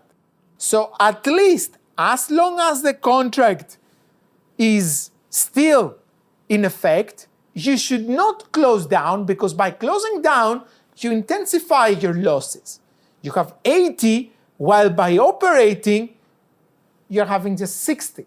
So this is why you see some firms that they are making losses, but they do keep operating for some time. Of course, while they operate, they try one way or another to turn the whole thing around to as much as their power is, as much as they can, to alter things, maybe differentiate your product, maybe change your cost of production or something like that. But as long as the contracts are in effect, it's better for you to keep working and keep the losses down than shut down and increase the losses to the amount that the fixed contracts actually indicate here. All right, let's put everything together now so we understand what we are talking about. When price is below AFC but still above the AVC, it means that you can cover the entire variable cost that you could avoid. So everything that you could avoid, you cover it,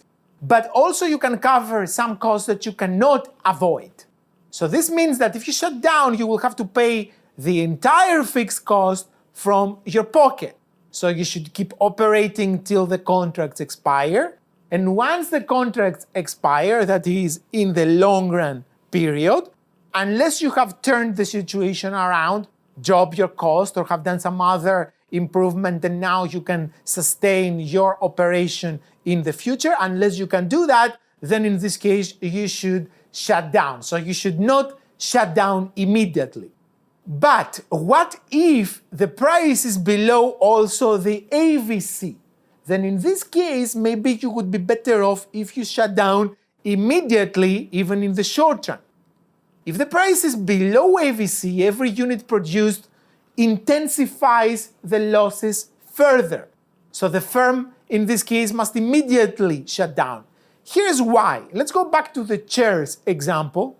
If the price per chair is $6 now, this means that the firm makes a loss of, you have a cost of $18 per chair, minus you receive $6 per chair from selling it, so you have $12 cost per chair. So this means that if you keep operating, your losses will be $12 per chair times 10 chairs that you're selling equals $120 per day. So you're losing $120 per day. But if you shut down, you just have to pay the worker $80 from your pocket, but paying the worker $80 from your pocket for doing nothing is actually much better than paying $120 per day. And the key here is if you can cover the variable costs or if you cannot cover the variable costs. If you can cover the variable costs, operation makes things better. If you cannot cover the variable costs, operation makes things worse. Short-run supply decision. We're getting closer to understand what happens to the supply curve.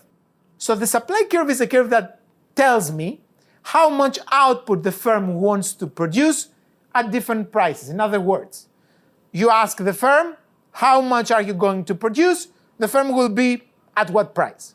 Give me the price, I'll tell you how much I will produce. So this is mirror image of the demand curve in the sense that you ask the consumer, how much are you going to buy? The consumer asks you, at what price? Give me the price, I will tell you how much I'm going to buy.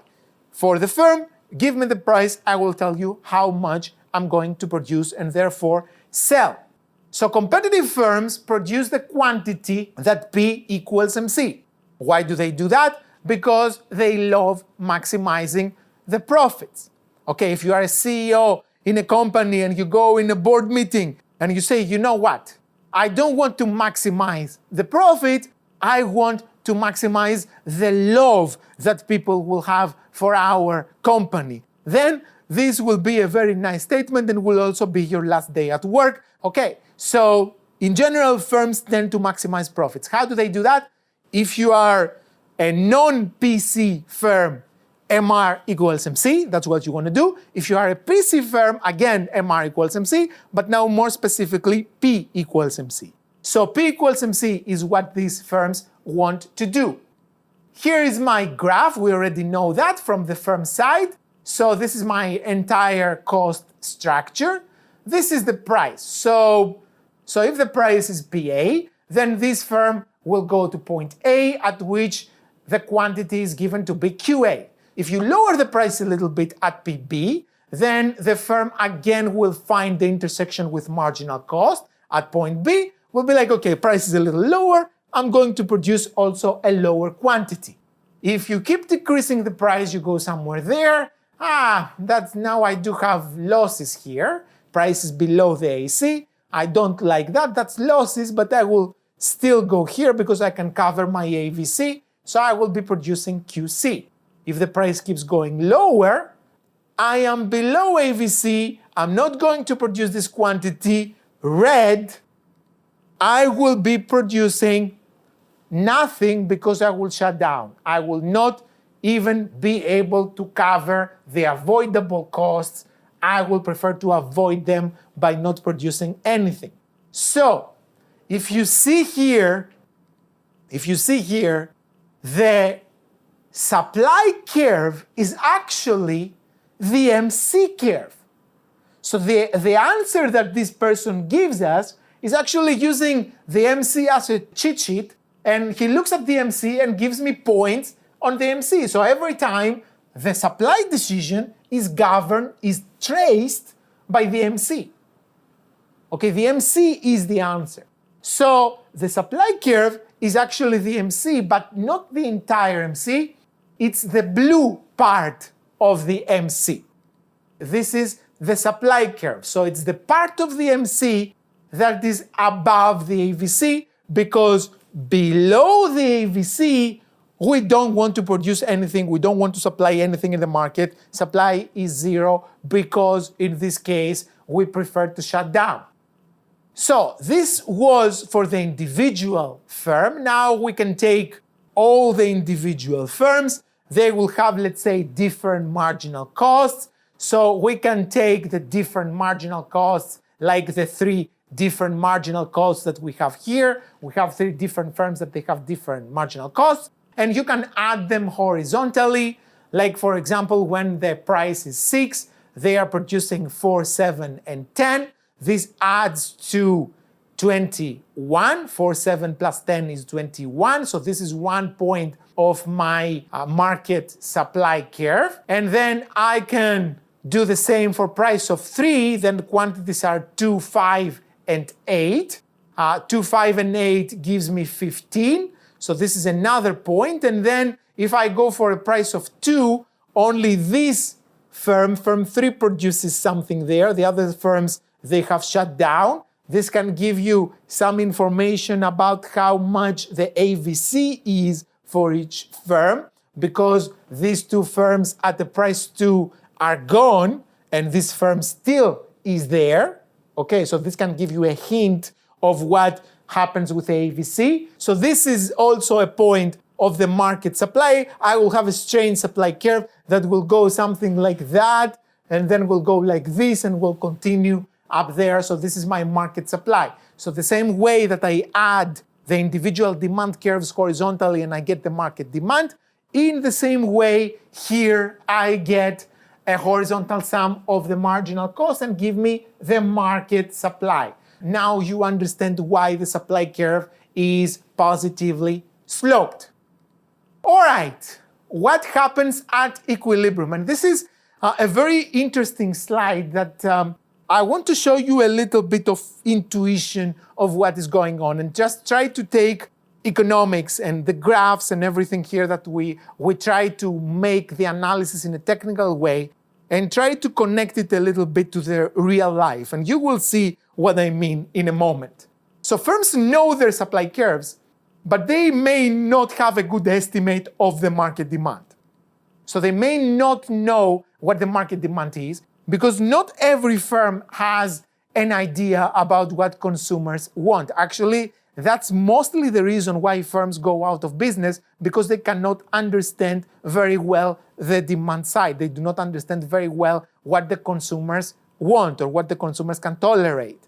So you know your supply side because you control your supply side. The supply side is coming out of your decision, but the demand side is coming from the consumer preferences, and maybe consumers do not like your product.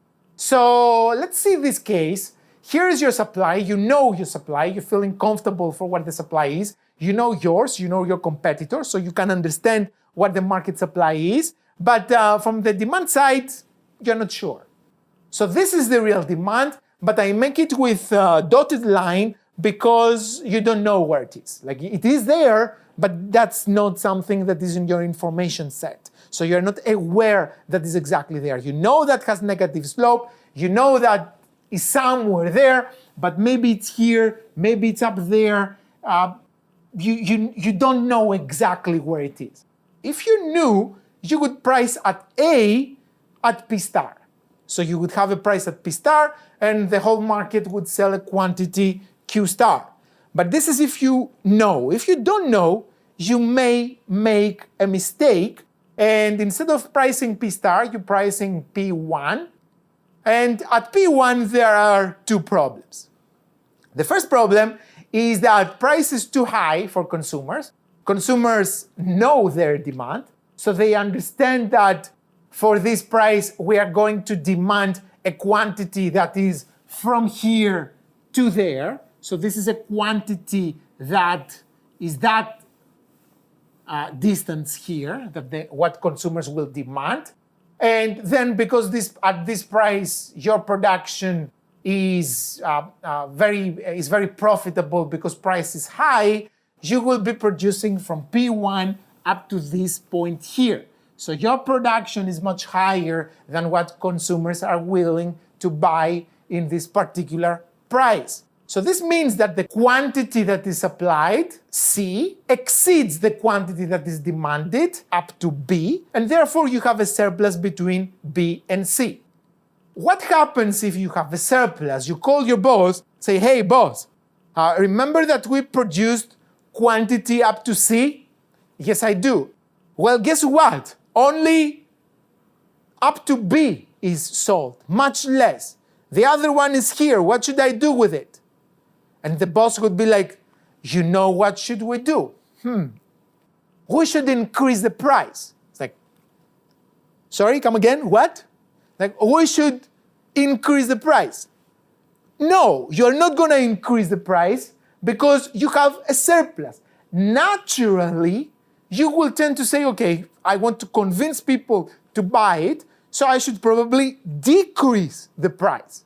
So it's a natural reaction to having a surplus to keep decreasing the price. If you keep decreasing the price and you go somewhere here, for example, then your surplus will become smaller. You're like, okay, that's better. Let me decrease it a little more. So your surplus will go here. Let me decrease it even more until you go to P star and now you have no surplus at all. So that's where you want to go. Even though you do not know where the green curve is, you can still observe the surplus because the surplus, believe me, you can look into your stockroom and you will see that there is a lot that is unsold. If you keep decreasing the price and you make it to this point A, you can understand that, oh, so this is one point of the demand. Again, you do not know if the demand is this green one or is another one that passes from here or is another one that passes from here like that, but you know that this A is a part of the demand. Okay, you can figure out that this is a little point of the demand, and if you go there, you will not have a surplus anymore. In the opposite case, if you accidentally you price lower, then you will receive a call from your salespeople, like, hey boss, the product actually it's before lunch and I have already sold out. What should we do? If we make more, cost will go up. So maybe we should increase the price. Maybe we should actually get some more cash for each unit that we are selling. So again, you have a natural tendency, even though you do not know where the green curve is, you can still see that you have a shortage now here. And since you have a shortage, you are like, okay, so the remedy for that is if I increase price. If you increase price, you will see that your shortage will start vanishing slowly and slowly and slowly till you make it to the right price. So, nobody said that firms, big or small, they have to derive the exact demand curves, to do market surveys and derive those curves. Sometimes you have vendors that they don't even understand what is demand and what is supply. The only thing that they understand is the cost, and if they get sold out at 5 o'clock in the afternoon that they have to go home, or if they have a surplus, or if they have a shortage. If they have a surplus, they will tend to decrease the price naturally. If they have a shortage, they will tend to increase the price, again naturally, till they make it to the sweet point A, at which they have no need to make an adjustment anymore. So they can hit the equilibrium even though they ignore the exact position of the demand curve, or in some cases that the demand curve even is a thing. So naturally people tend to do that even if they do not know economics. Economics is a nice way to explain what people do. It doesn't tell you that you should know economics in order to do the right thing. In most cases, things are done in a natural way. The right thing is done by people. What maximizes their utility and what maximizes their profit is done naturally. We find a way in order to explain that. The best example for that is established by a legendary economist who actually had this example of the billiards player. So there was a player and he was playing the pool, the billiard, and he was a perfect player. And there was a professor of physics, of mechanics, that was actually observing the player. So the professor wants to impress the player that does amazing things on the table and approaches the player and asks him, so when you do this triple hit, that you hit like the wall 3 times and then you hit the 2 balls. That's the French billiard, in which you have to actually hit 2 balls. There are no holes or something like that. So how do you do that? How do you calculate the friction? And the billiards player looks at the professor and is like, what is friction? It's like, how can you play billiards if you don't know what friction is? It's like, I don't know friction, I just know how to play billiards. Now, with physics, you can perfectly explain the perfect hit. You can actually sit down and spend an entire week in doing calculations for one hit that this person naturally does.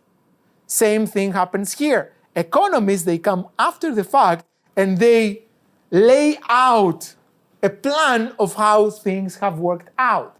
We are not claiming that the demand and the supply curve dictate behaviors. We're just claiming that they explain the behaviors. That's a totally different thing.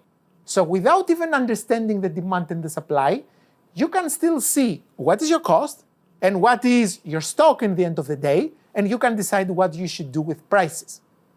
You don't involve demand and supply in this, but everything can be explained perfectly well with demand and supply, and that's why it's useful, and that's why you have to go through this material and learn it. It will make a difference, believe me. In the short run, even a perfectly competitive firm may end up having profit. How can this happen? Well, if the price that you are given from the market exceeds the average cost, then in this case, for sure, you are selling for more than what it costs you to produce, you will end up having profit. Now, profit is one of the best things in business. It's like cake. Every time that I have cake at home, here's what happens. I go outside of the kitchen, and when I see the cake on the table, I automatically enter the kitchen, and I grab one slice of cake, I eat it, and then I escape the kitchen very fast so nobody will see me. Then if I pass again outside of the kitchen and I see the cake is still there, I'm going to enter the kitchen again and get another piece of the cake, eat it, and again disappear in the same process. I will keep entering the kitchen as long as there is cake on the table. Once the cake is finished, I'm not going to be entering the kitchen anymore, because the only thing to do in the kitchen afterwards is to wash the dish that the cake was in, and who wants to do that? So I stop entering once the cake is there. Exactly the same happens with business. If in the short term, firms are earning profit in this particular business, in this particular industry, this will cause mobility in the industry. So it will be exactly like cake. Firms will see the profits and they will want to enter. They will want to take a share of these profits.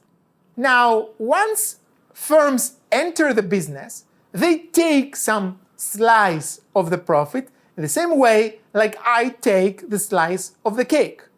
So profit will become less and less and less till it disappears.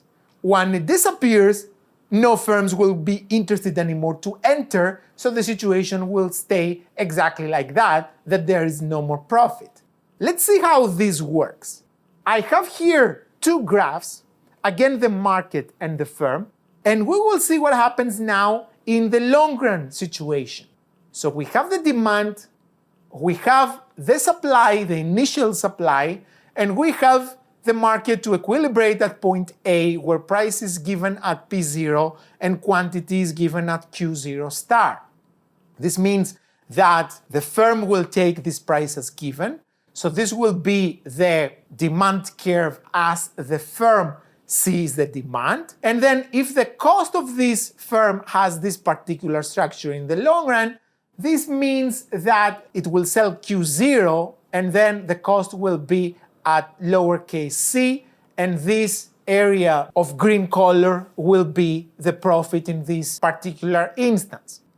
Now, if the representative firm has this profit right there, this will be very attractive for other firms. Other firms that they are out of the industry, they may want to enter, so they will have some profit too. Why not? Now, if new firms keep entering, what happens is that this situation will change at the market level. When the new firms will start entering, they will create excess supply in the market. They will bring quantities for sale. So the total supply will increase, will move this way, and once the supply increases, we will start having an intersection that will go this way, and therefore price will start going down. If price starts going down, then this curve here will start sliding also down, following always the height of this intersection here. So once the intersection will move lower, this line, the green line here, the individual demand will start going down. And once it goes like up to the point that it will become tangent to the orange line, profit will be eliminated. So if new firms keep entering and entering and entering and entering, the price will start going down till the point that profit will be entirely disappearing. And if firms keep entering, the profit will become negative, in this case, losses. So short-term profits will attract new firms in the long run. The entry of new firms will increase the market supply, the blue curve. This will increase. In other words, it will shift towards the right. Then price will drop as a result because the intersection will happen to the right and lower than where point A is. This will keep dropping the green line till profit will be eliminated, where this process will stop because there is no reason for any more entry in this industry, and entry is what caused the whole chain reaction that we observe right here. So let's see how this works now graphically. So look at the market graph. Now the supply starts sliding because of entry. It takes the green line on the firm side together. So the supply slides towards the right and the demand slides lower and lower and lower in the firm graph till this point where profit now is eliminated at B prime. So there's no reason for anybody to enter the industry anymore. In the same way, like I stopped entering the kitchen once cake has disappeared, because who wants to enter a kitchen that there is no cake there? Let's see the opposite situation. Let's see what happens if we have losses. In the short run, firms may have losses. So this will cause mobility in the industry. Some firms will want to exit. If firms start exiting, perhaps the situation with the losses will become better. So let's see that. Here is my initial situation. Again, I have and initial supply, initial demand, that they yield the price, which yields the demand as the firm perceives it in this green horizontal curve. And now we have the cost to be above this demand curve. So in this case, the equilibrium is P equals LMC. This is at point A prime. I will produce Q0 star. And at this point, I have losses. As you can see, I cannot do better. This is the minimum losses that this firm will have. So if this happens, there is no big reason to worry for every firm. Some firms will exit, and once some firms exit, then the total supply in the market will start moving in the opposite direction, and price will start going up. It will take this line with it, and the losses will become lower and lower. So the exit of firms will decrease the market supply, which will take with it the price. So price will go up, and then this will make the demand as the firm perceives it to go up. So losses will start becoming smaller and smaller and smaller. And if this happens at a sufficient manner, then we will end up with having again zero profit. Let's see it. So firms start exiting. This reduces the supply, which takes the demand for the firm upwards. And this will keep going and going and going till the point that will make it to be prime, and then you actually have no reason to exit anymore. There is no reason to enter. So we call this a long run equilibrium. So in the short run equilibrium, the PC firm can have profits. In the long run equilibrium, the PC firm will have zero profit. Okay, so long run competitive equilibrium requires that firms have no desire to either enter or exit the industry. Mobility in or mobility out of this industry will be eliminated only when profits or losses disappear. If you have profits, you will see people coming in. There's free entry. People who will come in to eat the cake.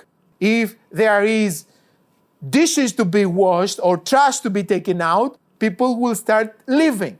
If there is no cake and no dishes, people will have no reason to exit or no reason to enter in this case. So in the long-term equilibrium, long-run equilibrium, mobility in or out this industry has to be eliminated, and this happens when profits or losses vanish, which means that at the long-run equilibrium, the perfectly competitive firms earns a zero profit.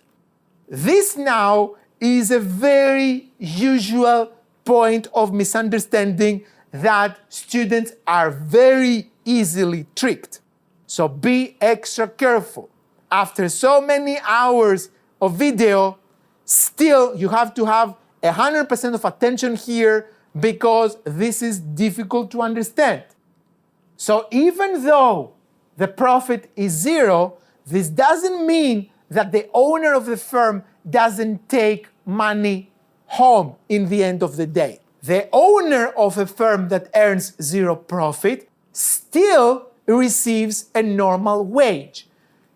That is paid for his time at the market rate. If the market rate for me is, let's say, X dollars an hour, and I work at my firm and I earn X plus $10 an hour, then the X dollars is salary for me, is not profit. I will be receiving this money even if I was working to another company because this is the market wage for me, the X dollars. But the $10 that I earn above that, that's profit. So here you make only the X. You don't make the plus 10 or plus anything. You make just normal return for your time. You do not make return over the normal. In the short run, you make the X dollars, that is your market wage for a person like you with your qualification that you have, but you also earn some more. This, what you earn above and beyond your market wage given your qualification, this is the profit. So we have the definition of profit here that is a little bit unusual for most people to understand because people actually confuse and they consider profit everything that you take home. Not everything that you take home is profit. So what you take home because of your just selling your time to your company, even if it's your company, this is salary. This is money that you make from labor. It's labor income. Actually, even in Singapore and in many, many other countries, you are taxed for this amount of money as labor income, not as profits. All right, so even though you make zero profit, it means that you make nothing above and beyond your market rate, how much your time is worth given your opportunity cost. Also, you don't put only your time in this firm, you also put capital. You also buy, let's say, trucks and photocopiers and computers and many other machines and equipment, and all these amounts to capital. If you have put, for example, $100,000 worth of capital into a firm, then this means that also this is making some normal return, as much, let's say, as it would make if you put it to the next best alternative. Maybe that's not buying all these machines and put the money in a bank account and get 3% interest on this per month or something like that. So if you were doing that, then this amount that you make is not profit, the amount that the return that you get from your capital. The normal return that you get, the 3% per month, this would be a normal rent, is not profit, is return from the capital. Then you have your wage. Everything above these two, the contribution of your capital and the contribution of your labor, everything above that is profit. In the longer period, these are gone. But the salary, the fair salary that you get, and the fair return from your capital actually stays. Even though the profit is zero, you still get money, and that is why if the profit is zero, nobody has a reason to enter because they will stay in the next best alternative. They make the same there. And nobody has a reason to exit because if you are there, why should you go to your next best alternative that will give you the same? Okay, so the perfect competition brings everything down to the next best alternative. All the fat is actually cut out. So there is the lean market structure that there is no room in the long run for extra profits or extra losses. This market will be perfectly efficient. Everybody gets what they're worth. Finally, for all firms in the industry, this zero profit is the best possible scenario. If you deviate from that, then you will go to negative profit. If you produce more or less, the zero is the best case scenario. If you produce more or less, you're going to do worse than that, because at equilibrium, the profit maximization condition is realized P equals MC. When profit is zero, this is the maximum profit. You can have a maximum of zero if all the alternatives are negative, and this is what you will have here in the perfectly competitive market in the long run. So the market in this case will be in equilibrium because quantity demanded is equal to quantity supplied. So this is all we had for today. From now on, the course, as you saw, will start getting more and more interesting and a little more realistic. We will start having more real examples and more related to the everyday life situations that will be involved in the analysis. It will not become harder. There are some issues that they will be a little more technical, but always it will be up to you to not leave gaps, just watch the lectures, try to follow everything. You will find this discussion that we had in the last slide in the problem set number 3. All the problem sets, they are very specially selected, the questions and the tasks, so they will give you a lot of value if you follow them. It's value added. It doesn't take from your time. It actually leaves you free time. If you do the problem sets, you will save a lot from preparing for this class, for the homework, and for everything else. So this is all we had to say about perfect competition. Next time, we will have very interesting topic about monopoly, and we will see how everything there works, and we will talk more about Jeff Bezos and millionaires and billionaires and trillionaires, and will be a very interesting discussion. Till then, write down everything you want in the comments. Please interact with each other in the comments, and we will also talk in the streaming session about more issues, everything that concerns you. We will actually discuss it there. Till then, I will see you next time.